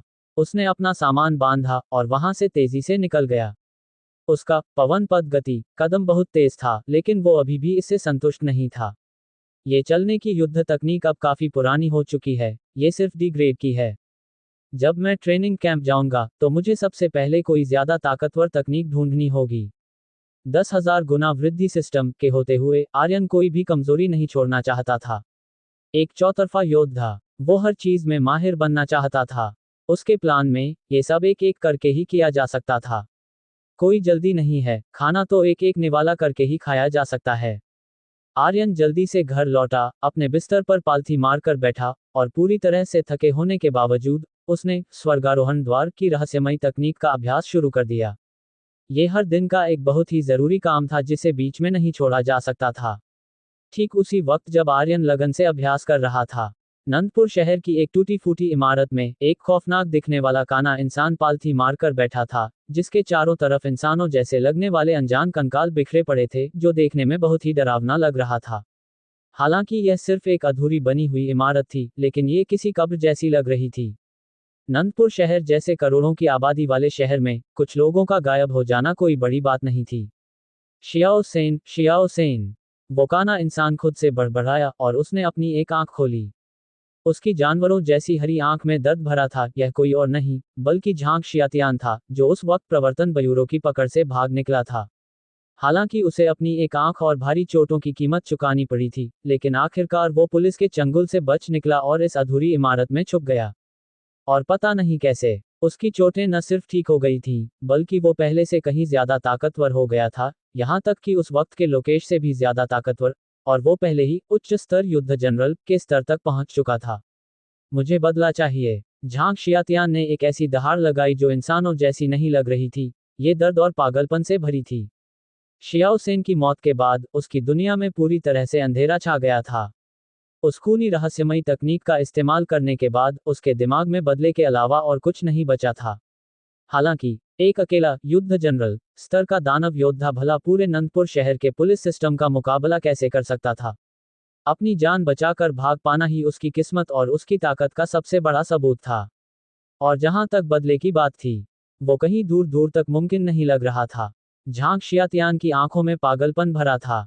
कुछ पल की दिमागी उलझन के बाद उसने कांपते हुए हाथों से 10,000 जानवरों के संप्रदाय के अंदरूनी नंबर पर कॉल किया। मालिक जोरावर, मैं झांग शियातियान बोल रहा हूँ। अध्याय 68, क्या कुरियर वाला आ गया है। जंगली इलाके की गहराइयों में 10,000 फीट ऊंचे एक पहाड़ की चोटी पर, जो धुंध में लिपटी हुई थी, अजीबोगरीब और ताकतवर खूंखार जानवर कभी कभी दहाड़ते थे। उसी चोटी पर एक बहुत बड़ा बेस बना हुआ था, जो आधुनिक तकनीक से लैस था। जोरावर एक एनर्जी पॉड ऊर्जा कक्ष में डूबा हुआ था, जो किसी अनजान हरे रंग के तरल पदार्थ लिक्विड से भरा था, जिसमें से कभी कभी उबलते हुए बुलबुले उठते थे। जोरावर का चेहरा बहुत ही गहरे दर्द से भरा था, लेकिन वो उसे बर्दाश्त कर रहा था और उसके मुंह से कोई आवाज नहीं निकल रही थी। सिकंदर की तलवार ने लगभग उसकी जान ही ले ली थी, और उस पर से भागने के लिए एक रहस्यमयी तकनीक का इस्तेमाल करने और अपनी मूल ऊर्जा ओरिजिन को जलाने की वजह से इस ब्रांच बेस पर लौटने के बाद वो लगभग मर ही गया था। खुशकिस्मती से इन कुछ दिनों के आराम और इलाज के बाद अब उसकी हालत काफी बेहतर हो गई थी। अचानक उसने अपनी आंखें खोली और उसके चेहरे पर बने बैंगनी रंग के जानवरों के निशान में एक चमक कौंधी। झांग शियातियान, कुत्ते, तेरी अभी भी मुझसे संपर्क करने की हिम्मत कैसे हुई। जोरावर गुस्से से आग बबूला हो रहा था। वो लंबे डग भरता हुआ एनर्जी पॉड से बाहर निकला और एक युद्ध कवच बैटल आर्मर अपने आप उड़कर उसके शरीर पर आ गया और उसके गठीले शरीर को ढक लिया।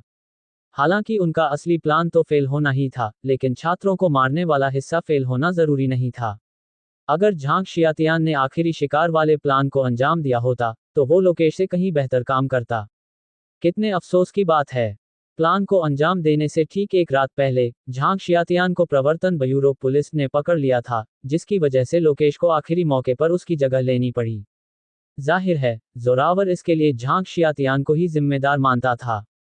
नाकारा कचरे, तेरी अभी भी मुझसे संपर्क करने की हिम्मत कैसे हुई। क्या तुझे लगता है कि उच्च स्तर युद्ध जनरल बनने के बाद तू मेरी बात टाल सकता है। जोरावर ने वीडियो में झांग शियातियान को ऊपर से नीचे तक घूर कर देखा। उसकी आंखों में खून की प्यास और वहशीपन भरा था। अगर बस चलता, तो वो सामने खड़े झांग शियातियान के टुकड़े टुकड़े कर देता। झांग शियातियान एक घुटने के बल बैठा था और उसका पूरा शरीर कांप रहा था। वो जोरावर की बेरहमी को सबसे अच्छी तरह जानता था। इस बार जब उसने जोरावर से दोबारा संपर्क किया था, तो वो मरने के लिए तैयार था। उसे अपना बदला पूरा करने के लिए 10,000 जानवरों के संप्रदाय की ताकत की जरूरत थी। मालिक, इस गुलाम की ऐसी हिम्मत कहाँ। झांग शियातियान ने अपने दांत पीसते हुए कहा। उस दिन आपके इस गुलाम पर छुपकर हमला हुआ था, जिसने आपके प्लान पर पानी फेर दिया। आपका ये गुलाम आपसे माफी मांगने की हिम्मत नहीं कर सकता, सिर्फ मौत मांगता है। लेकिन मैं उम्मीद करता हूं कि मालिक मुझे आखिरी बार किसी काम आने देंगे, और फिर मालिक जैसी चाहें वैसी सजा दे सकते हैं। 10,000 जानवरों के संप्रदाय की मौत से भी बदतर सजाओं के बारे में सोचकर ही झांग शियातियान कांप उठा, लेकिन उसकी इकलौती आंख में एक पक्का इरादा था। उसे बदला चाहिए था। मरने से पहले शियाओ सेन का वो चेहरा बार बार उसके दिमाग में घूम रहा था, जो उसे पागल कर रहा था। जोरावर ऊंचे चबूतरे पर आराम से बैठा था और ताना मारते हुए बोला, झांग शियातियान, क्या तू मुझे बेवकूफ समझता है? तूने मेरे प्लान पर पानी फेरा, सजा भुगतने के लिए वापस नहीं आया, और अब तू अपने बदले के लिए 10,000 जानवरों के संप्रदाय की ताकत का इस्तेमाल करना चाहता है। जोरावर ने तालियां बजाईं और हंसने लगा, उसकी आंखों का लाल रंग और भी गहरा हो गया। असल में, जिस पल झांग शियातियान ने उससे संपर्क किया था, वो तभी समझ गया था कि झांग शियातियान कहाँ छुपा है, और उसके बचने का कोई रास्ता नहीं है। नंदपुर शहर का मामला शांत होने के बाद, वो उसे पकड़ने के लिए कुछ दानव योद्धाओं, बीस्ट वॉरियर्स को भेज सकता था। झांग शियातियान का उससे सौदा करने की कोशिश करना सिर्फ उसकी एक गलतफहमी थी। इस वक्त, झांग शियातियान ने पता नहीं कहां से इतनी हिम्मत जुटाकर अचानक सीधे जोरावर की आंखों में देखा।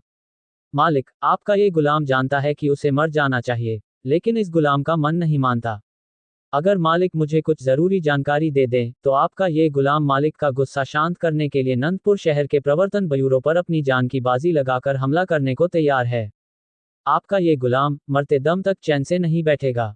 झांग शियातियान की आंखों का पागलपन और भी बढ़ गया, और उसने अपने घुटने जमीन पर जोर से पटके और माथा टेकना, सजदा करना शुरू कर दिया।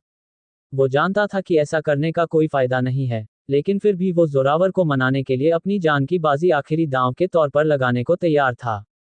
झांग शियातियान की बातें सुनकर जोरावर पहले सन्न रह गया, फिर जोर जोर से हंसने लगा। वो और भी पागलों की तरह हंस रहा था, उसके चेहरे पर बने जानवरों के निशान किसी जिंदा चीज की तरह फड़फड़ा रहे थे। वो इतना हंसा कि उसकी सांस फूलने लगी। हा हा, झांग शियातियान, अरे झांग शियातियान, हा हा, बेवकूफ, हा हा हा, तुझे तो ये भी नहीं पता कि तेरा असली दुश्मन कौन है, और तू अभी भी प्रवर्तन ब्यूरो की बात कर रहा है। तू सच में एक बहुत बड़ा बेवकूफ है। जोरावर की बातों में ताना भरा था। दूसरी तरफ, झांग शियातियान सन्न रह गया, और फिर उसकी आंखों का लाल रंग मानो छलकने लगा। उसने और भी जोर से माथा टेका, जिससे जमीन में छोटे छोटे गड्ढे बन गए। मालिक, मालिक, आपका ये गुलाम आपसे भीख मांगता है कि मुझे बता दीजिए, किसने मेरा ये हाल किया, किसने मेरे शियाओ सेन को मारा। मालिक, कृपया मुझे बता दीजिए। झांग शियातियान की आवाज बहुत ही भारी और खुरदरी थी, मानो नर्क से निकला कोई भूत बोल रहा हो। जोरावर हल्का सा मुस्कुराया। वैसे तो मुझे कोई दिलचस्पी नहीं थी, लेकिन अब मैं तुम पर रहम खाकर तुम्हें बता सकता हूं कि प्रवर्तन ब्यूरो को तुम्हारे दानव योद्धा होने की बात इसलिए पता चली क्योंकि आर्यन ने तुम्हारी शिकायत की थी। 10,000 जानवरों के संप्रदाय की पहुंच हर जगह थी। जब से आर्यन ने उस दिन जोरावर के प्लान पर पानी फेरा था, तब से उसने आर्यन के बारे में पूरी छानबीन शुरू कर दी थी, और जाहिर है उसे यह बात पता चल ही गई। जोरावर के मन में आर्यन के लिए बहुत नफरत थी। आर्यन, झांग शियातियान ने इस अनजान नाम को अपने दिमाग में ढूंढने की कोशिश की, और फिर अचानक जम गया। उसे वो क्लासमेट याद आ गया जिसके बारे में शियाओ सेन ने बात की थी। आर्यन, वो ही है। तो वो आर्यन ही था। शियाओ सेन हमेशा चाहता था कि मैं उसे मार दूं, मुझे उम्मीद नहीं थी कि वो पहले चाल चलेगा। आर्यन, आर्यन, छोटे कुत्ते, मैं तुझे अपने करीबियों को खोने का दर्द जरूर चखाऊंगा। झांग शियातियान ने जमीन पर मुंह के मारे और आसमान की तरफ देखकर दहाड़ने लगा। जोरावर हंसा, वो छोटा कुत्ता आर्यन इतना भी सीधा नहीं है। कुछ दिन पहले हुए शिकार वाले प्लान में लोकेश उसी के हाथों मारा गया है। झांग शियातियान ने अपने जान से मारने वाले इरादे को दबाया। मालिक, अगर आप मुझे उसके बारे में पूरी जानकारी दे दें, तो मैं उसे मारने में आपकी मदद कर सकता हूं। आपकी मदद करना मेरी भी मदद करना है। वो समझ गया था कि जोरावर के इस अचानक बदलाव की वजह यह है कि वो आर्यन को मारना चाहता है। जहां तक आर्यन के लोकेश को मारने की बात थी, उसे कोई परवाह नहीं थी। उसकी अभी की ताकत उस कचरे लोकेश से कहीं ज्यादा थी। जोरावर ने तालियां बजाईं। आखिरकार, तू पूरी तरह से बेवकूफ नहीं है। ये रही तेरे लिए कुछ जरूरी जानकारी। उसके सगे घरवाले तो सब खत्म हो चुके हैं।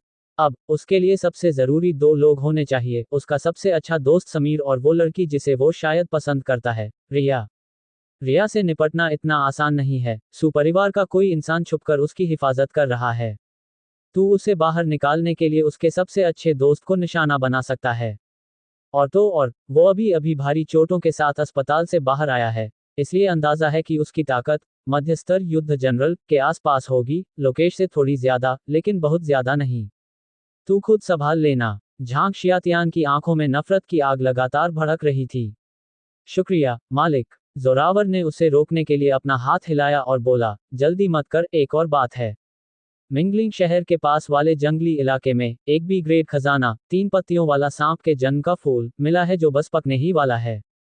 मैं सही समय पर तुझे इसकी पूरी लोकेशन जगह भेज दूंगा, तू खुद उसे संभाल लेना और अपने पास रखना। सावधान रहना, तुझे ये पक्का करना होगा कि यह जानकारी ऐसी लगे जैसे तुझे इत्तेफाक से मिल गई हो। जोरावर का चेहरा एक मजाकिया मुस्कान से भरा था। वो 2 प्लान बना रहा था। अगर झांक शियातियान आर्यन को मार सके तो वो जाहिर तौर पर सबसे अच्छा होगा।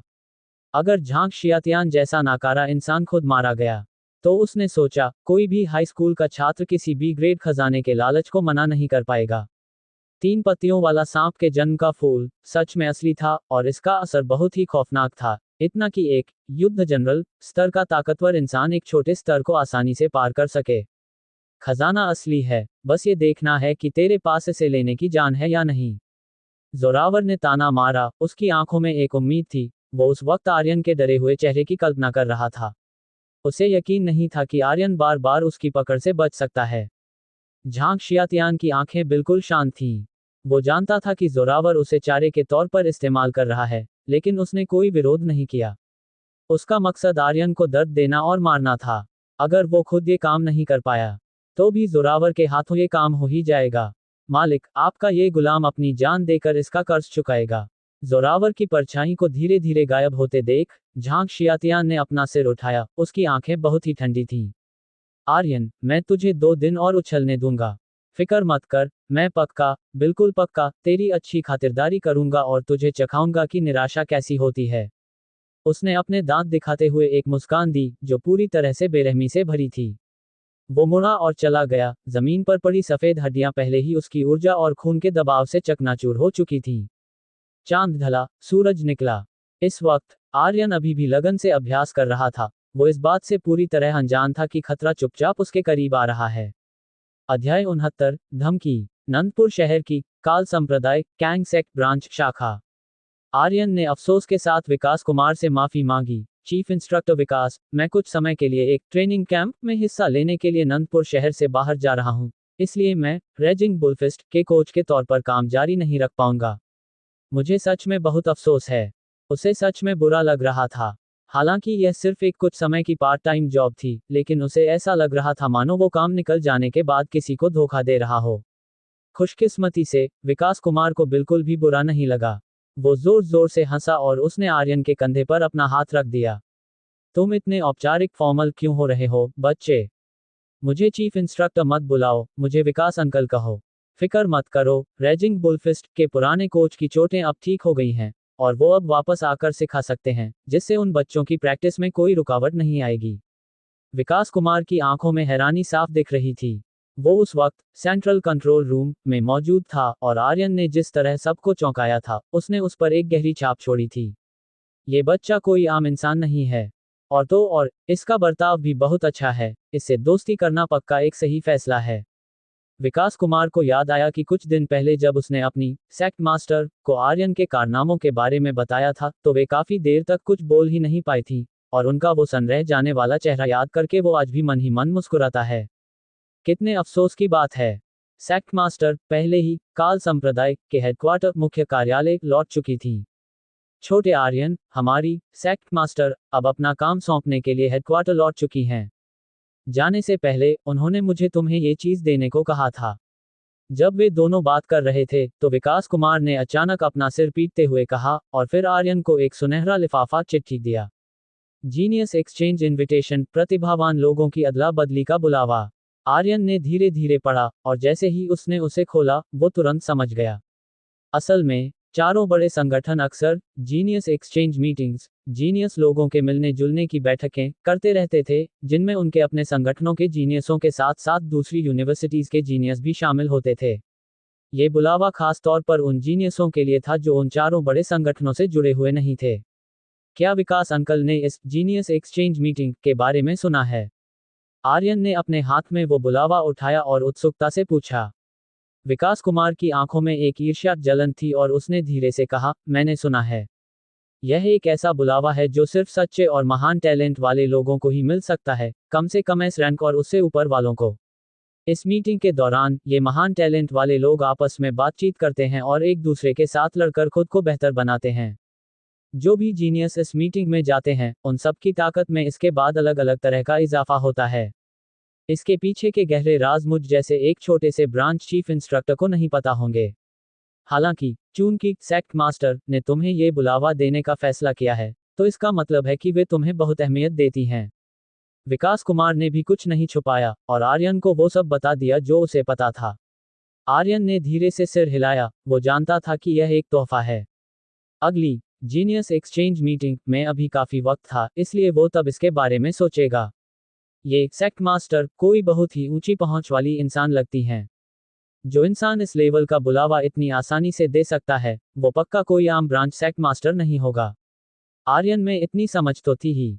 उसने ध्यान से वो बुलावा अपने पास रख लिया और विकास कुमार से विदा ली। विकास अंकल, जब मेरे पास वक्त होगा तो मैं आपसे दोबारा मिलने आऊंगा। ठीक है, शैतान लड़के। विकास कुमार ने आर्यन को जाते हुए देखा, उसने अपना सिर हिलाया और एक फीकी सी मुस्कान दी। वे दोनों दो अलग अलग दुनिया के लोग बनने वाले थे। Dot dot dot dot dot dot. खंडहर हो चुकी फैक्ट्री में आर्यन की पसीने से लथपथ परछाई ऐसी लग रही थी मानो वो हमेशा के लिए वहीं जम गई हो। सूरज निकला और उसने अपनी तलवार का अभ्यास किया। सूरज ढला और उसने अपनी तलवार का अभ्यास किया। चांद निकला और वो अभी भी अपनी तलवार का अभ्यास कर रहा था। थंडर ड्रैगन ब्रेक, बिजली के ड्रैगन का वार। आर्यन ने अपने दिल में दहाड़ लगाई और एक बहुत विशाल बिजली के ड्रैगन की ऊर्जा सेबरचीक बाहर निकली, जिसकी ताकत बहुत ही खौफनाक थी और उसमें दुनिया को तबाह कर देने वाले इरादे की एक शुरुआती झलक थी।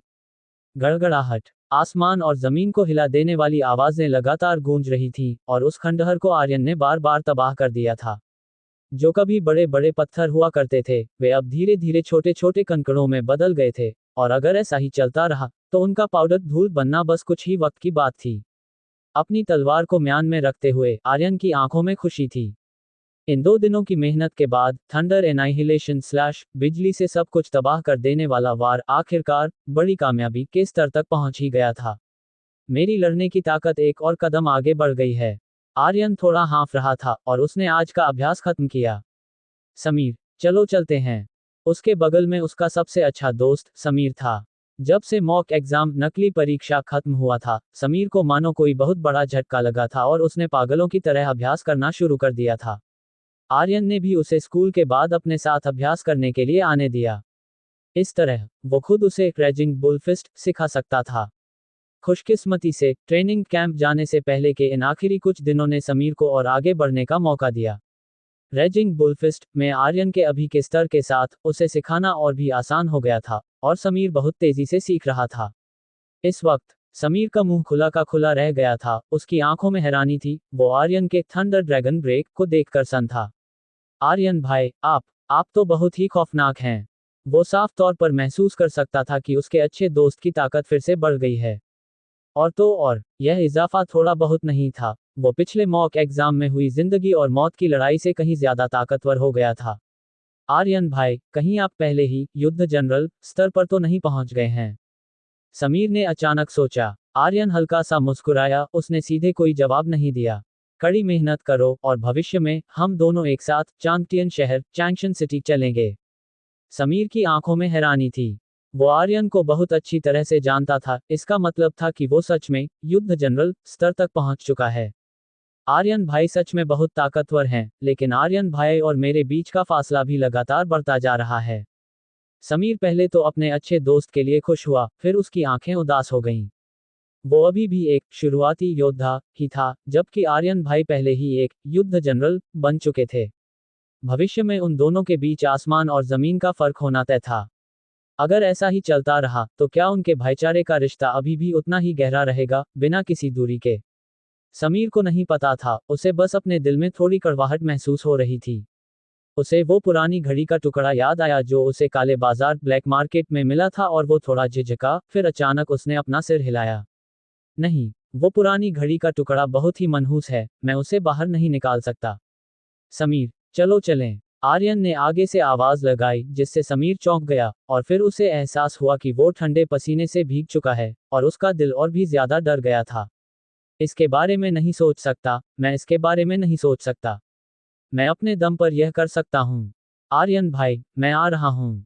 समीर ने झटके से अपना सिर हिलाया और जवाब देने के बाद जल्दी से आर्यन के पास पहुंच गया। वे दोनों घर जाते हुए हंसते बोलते रहे, मानो कुछ हुआ ही न हो। वक्त पलक झपकते ही बीत गया।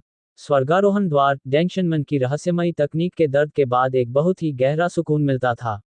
आर्यन की रूह की ताकत इतनी तेजी से बढ़ रही थी कि उसे साफ महसूस हो रहा था, और इसके साथ ही उसकी ऊर्जा की शुद्धता और भी ज्यादा खौफनाक होती जा रही थी। एक बार जब उसकी रूह की ताकत 3 तक पहुंच जाएगी, तो उस रुकावट को पार करते ही वो सीधे 4 हो जाएगी। और स्वर्गारोहण द्वार की रहस्यमयी तकनीक कामयाबी के साथ अगले स्तर पर पहुंच जाएगी। डटे रहो। आर्यन ने अपने दिल में खुद का हौसला बढ़ाया। खंडहर हो चुकी फैक्ट्री में आर्यन अपनी आदत के हिसाब से अपनी तलवार की तकनीक का अभ्यास कर रहा था, और उसमें पूरी तरह से डूबा हुआ था। Beep beep beep. उसके स्काईनेट स्काईकॉम की आवाज ने आर्यन का ध्यान तोड़ा। ये समीर था। आर्यन भाई, मैं आज स्कूल के बाद अभ्यास करने नहीं आ पाऊंगा। मेरी माँ को कोई काम आ गया है और मुझे उनकी मदद करने जाना है। सामने समीर का चेहरा वीडियो दिखाई दे रहा था। आर्यन ने सिर हिलाया और बोला, कोई बात नहीं, तुमने पहले ही रेजिंग बुलफिस्ट की जरूरी बातें सीख ली हैं। कॉलेज के एंट्रेंस एग्जाम प्रवेश परीक्षा से पहले लगन से अभ्यास करके छोटी कामयाबी के स्तर तक पहुंचना कोई मुश्किल काम नहीं होना चाहिए। क्या आंटी को मेरी मदद की जरूरत है? समीर मुस्कुराया और उसने हाथ हिलाया। छोटी सी बात है, आपको तो पता ही है, मेरी माँ की कभी कभी छोटी मोटी कहासुनी हो जाती है। मैं बस मदद करने जा रहा हूँ। ठीक है, कोई भी परेशानी हो तो मुझे कभी भी कॉल कर लेना। ठीक है आर्यन भाई, आप अपना अभ्यास जारी रखिए, मैं फोन रख रहा हूँ। आर्यन ने मुस्कुराकर अपना सिर हिलाया और इस बारे में ज्यादा नहीं सोचा। उसने बाकी ख्यालों को किनारे रखा और अभ्यास करना जारी रखा। सूरज ढला, चांद निकला। आर्यन की तलवार की तकनीक भी और ज्यादा गहरी होती जा रही थी। उसका हर एक वार ऐसा लग रहा था मानो वो कोई पेंटिंग तस्वीर बना रहा हो। इस हालात को देखते हुए ट्रेनिंग कैंप जाने से पहले संपूर्ण स्तर तक पहुंचना कोई मुश्किल काम नहीं होना चाहिए।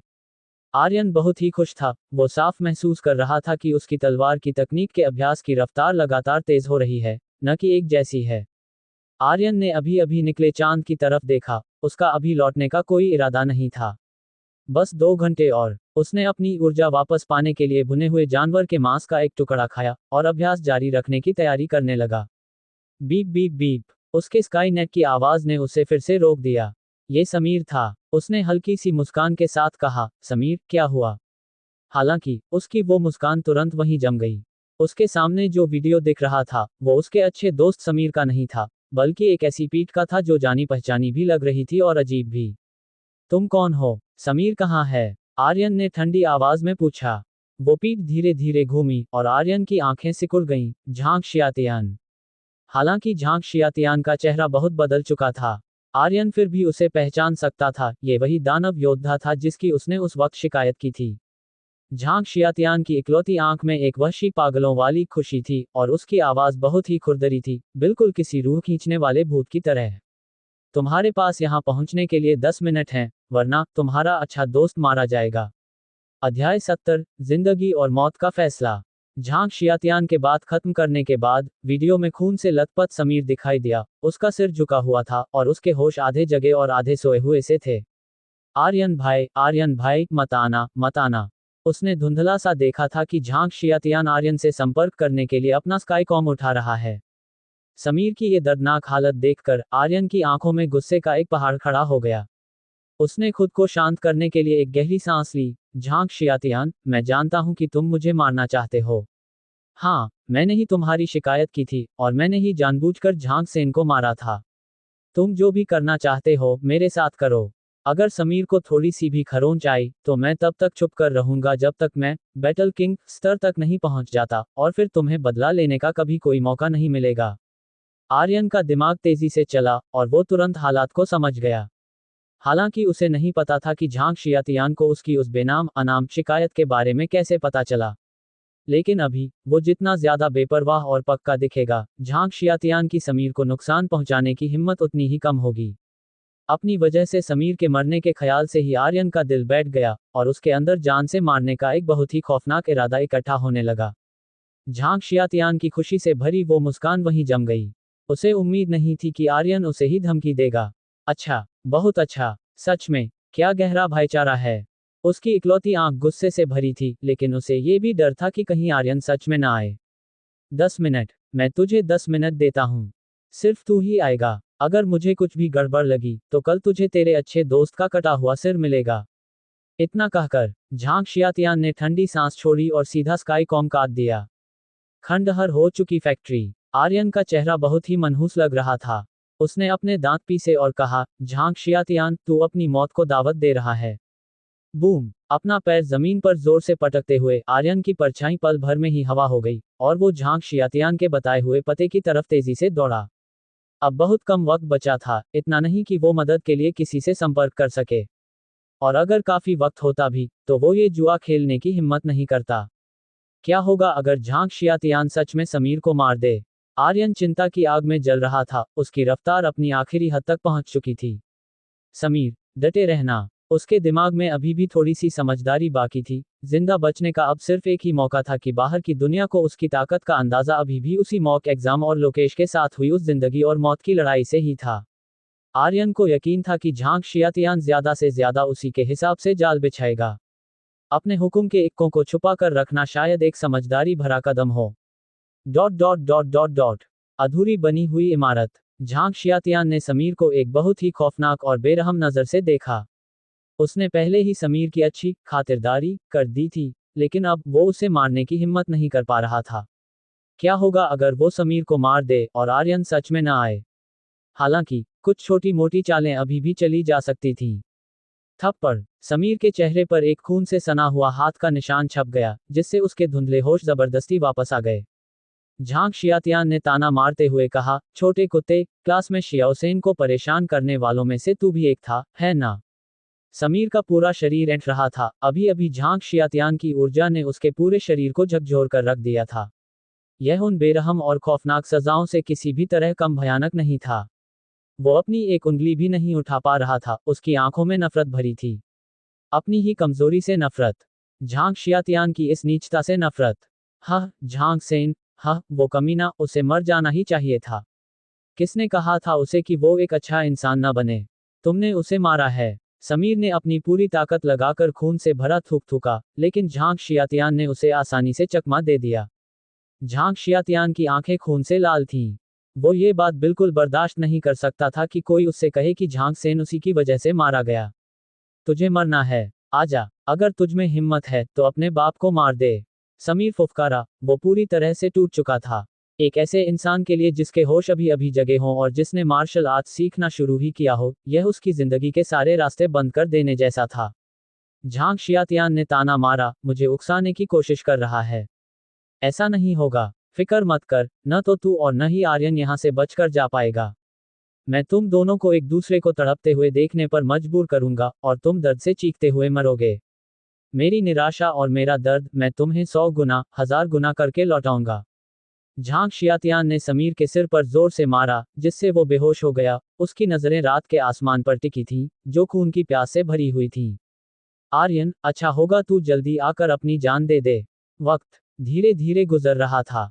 Tick tock. उस अधूरी इमारत में लगातार टपकते पानी की आवाज झांग शियातियान को बहुत चिड़चिड़ा कर रही थी। वो छत पर ऊंचाई पर खड़ा था और दूर तक देख रहा था। वो अभी तक आया क्यों नहीं? तभी दूर से एक काली परछाई रात के अंधेरे को चीरती हुई आई, बहुत ही तेज, और पल भर में ही उस अधूरी इमारत तक पहुंच गई।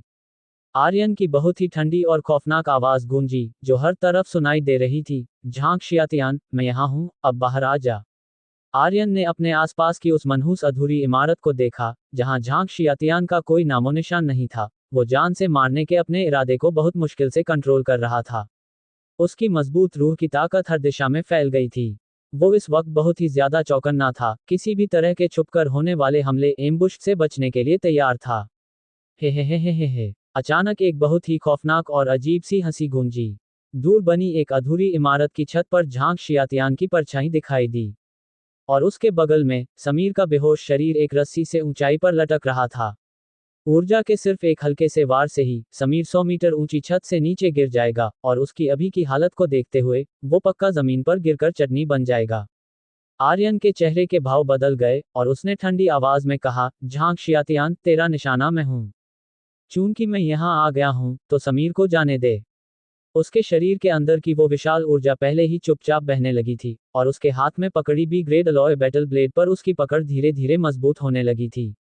आर्यन एक मौके की तलाश में था, जो किसी भी पल आसमान और जमीन को हिला देने वाला एक जोरदार वार करने के लिए तैयार था।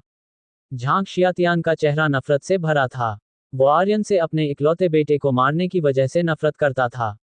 शियाओ सेन की क्या गलती थी? वो एक अच्छी जिंदगी जी सकता था। ये सब तेरी गलती है, तुझे मरना ही होगा आर्यन। वो खुद से बड़बड़ाया और ऊपर से आर्यन को घूरने लगा।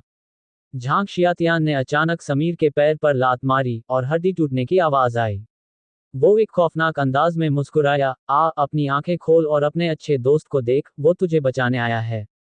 समीर के मुंह से दर्द भरी कराह निकली और वो खून से सनी अपनी आंखों से धुंधला सा आर्यन को देख पा रहा था। आर्यन भाई, भाग जाओ। मेरी फिक्र मत करो, बाद में मेरा बदला लेना। समीर की ये दर्दनाक हालत देखकर आर्यन गुस्से से पागल हो गया था। लेकिन उसे शांत रहना था। समीर झांग शियातियान के हाथों में था और वो कोई भी जल्दबाजी करने से डर रहा था, बिल्कुल किसी ऐसे इंसान की तरह जो बर्तन टूटने के डर से चूहे को मारने से झिझकता है। आर्यन ने कुछ नहीं कहा और धीरे धीरे आगे बढ़ने लगा। 100 मीटर, 90 मीटर, 80 मीटर, 70 मीटर, बस थोड़ा सा और, बस थोड़ा सा और। अगर मैं 50 मीटर के दायरे में पहुंच जाऊं, तो पल भर में हमला करने की अपनी ताकत से, मैं समीर को कोई भी नुकसान पहुंचने से पहले बचा सकता हूं। उस वक्त, झांग शियातियान, तेरी मौत पक्की है। आर्यन का दिल जान से मारने के खौफनाक इरादे से भरा था। उसने पहले कभी किसी के लिए जान से मारने का इतना तेज इरादा महसूस नहीं किया था। समीर के शरीर से टपकने वाली खून की हर एक बूंद आर्यन के दिमागी तारों को झकझोर रही थी और उसका दिल गुस्से से दहाड़ रहा था। वो झांग शियातियान को तड़पा तड़पा कर, उसके टुकड़े टुकड़े करके मारना चाहता था। हालांकि, झांग शियातियान कोई बेवकूफ नहीं था। जोरावर से आर्यन की ताकत के बारे में जानने के बाद, हालांकि उसे खुद पर भरोसा था, लेकिन वो कोई लापरवाही नहीं करना चाहता था। वरना, उसने आर्यन को बाहर निकालने के लिए समीर का इस्तेमाल नहीं किया होता। अगर तूने एक कदम भी और आगे बढ़ाया, तो यह मरेगा। झांग शियातियान की आंखों में वहशीपन पागलपन भरा था और उसने एक हाथ से समीर की गर्दन पकड़ ली। आर्यन 65 मीटर पर रुक गया, उसे अपने पैर 10,000 पाउंड जितने भारी लग रहे थे और वो एक कदम भी आगे बढ़ाने की हिम्मत नहीं कर पा रहा था। इतनी दूरी से, उसे खुद पर पूरा भरोसा नहीं था और वो अपने अच्छे दोस्त की जान के साथ कोई जुआ नहीं खेलना चाहता था। इस वक्त, वो एक ताकतवर, मूविंग तकनीक, तेजी से चलने की तकनीक की कमी महसूस कर रहा था। अगर उसने कोई भी ग्रेड मूविंग कॉम्बैट स्किल सीखी होती, तो वो अब तक दौड़कर झांग शियातियान का सिर धड़ से अलग कर चुका होता। कितना आज्ञाकारी कहना मानने वाला है, बिल्कुल ऐसे ही।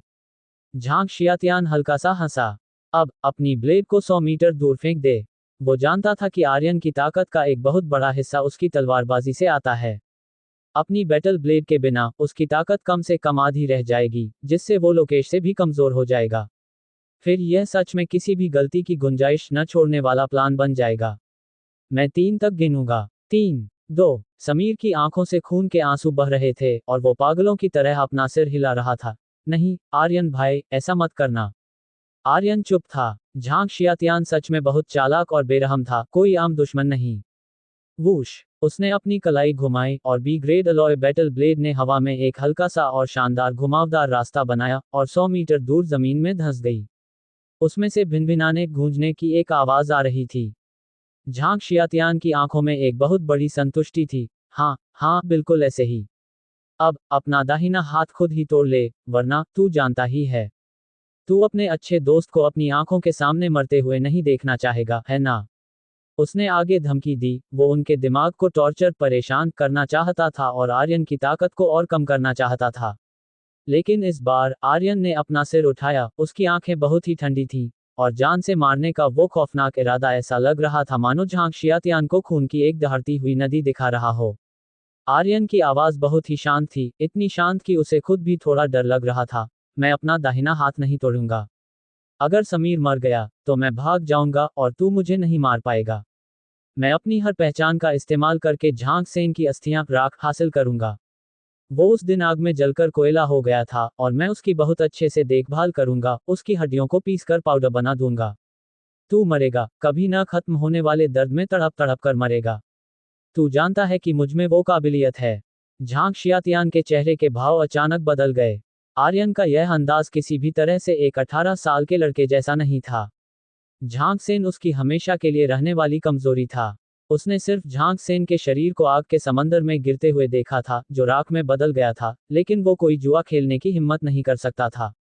अच्छा, बहुत अच्छा। इतनी कम उम्र और इतना खौफनाक, लगता है तुझे आज मरना ही होगा। चूंकि तू अपने अच्छे दोस्त को बचाने के लिए इतना ही बेताब है, तो मैं तेरी यह ख्वाहिश पूरी कर देता हूँ। झांग शियातियान एक खौफनाक अंदाज में मुस्कुराया, वो अब और बातों को खींचना नहीं चाहता था। आखिरकार, बिना ब्लेड वाला आर्यन अब उसकी मुट्ठी में था।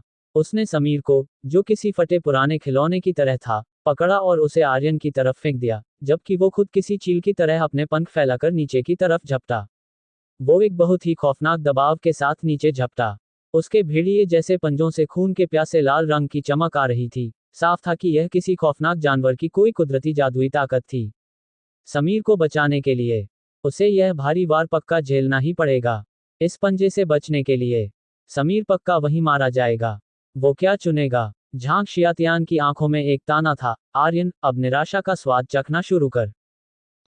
हेलो गाइस, वीडियो एंड करने से पहले मैं आप लोगों को बताना चाहता हूँ कि मैं एक और नई इंडियन नॉवल बना रहा हूँ, जो कि जल्दी इस चैनल पर अपलोड होगी।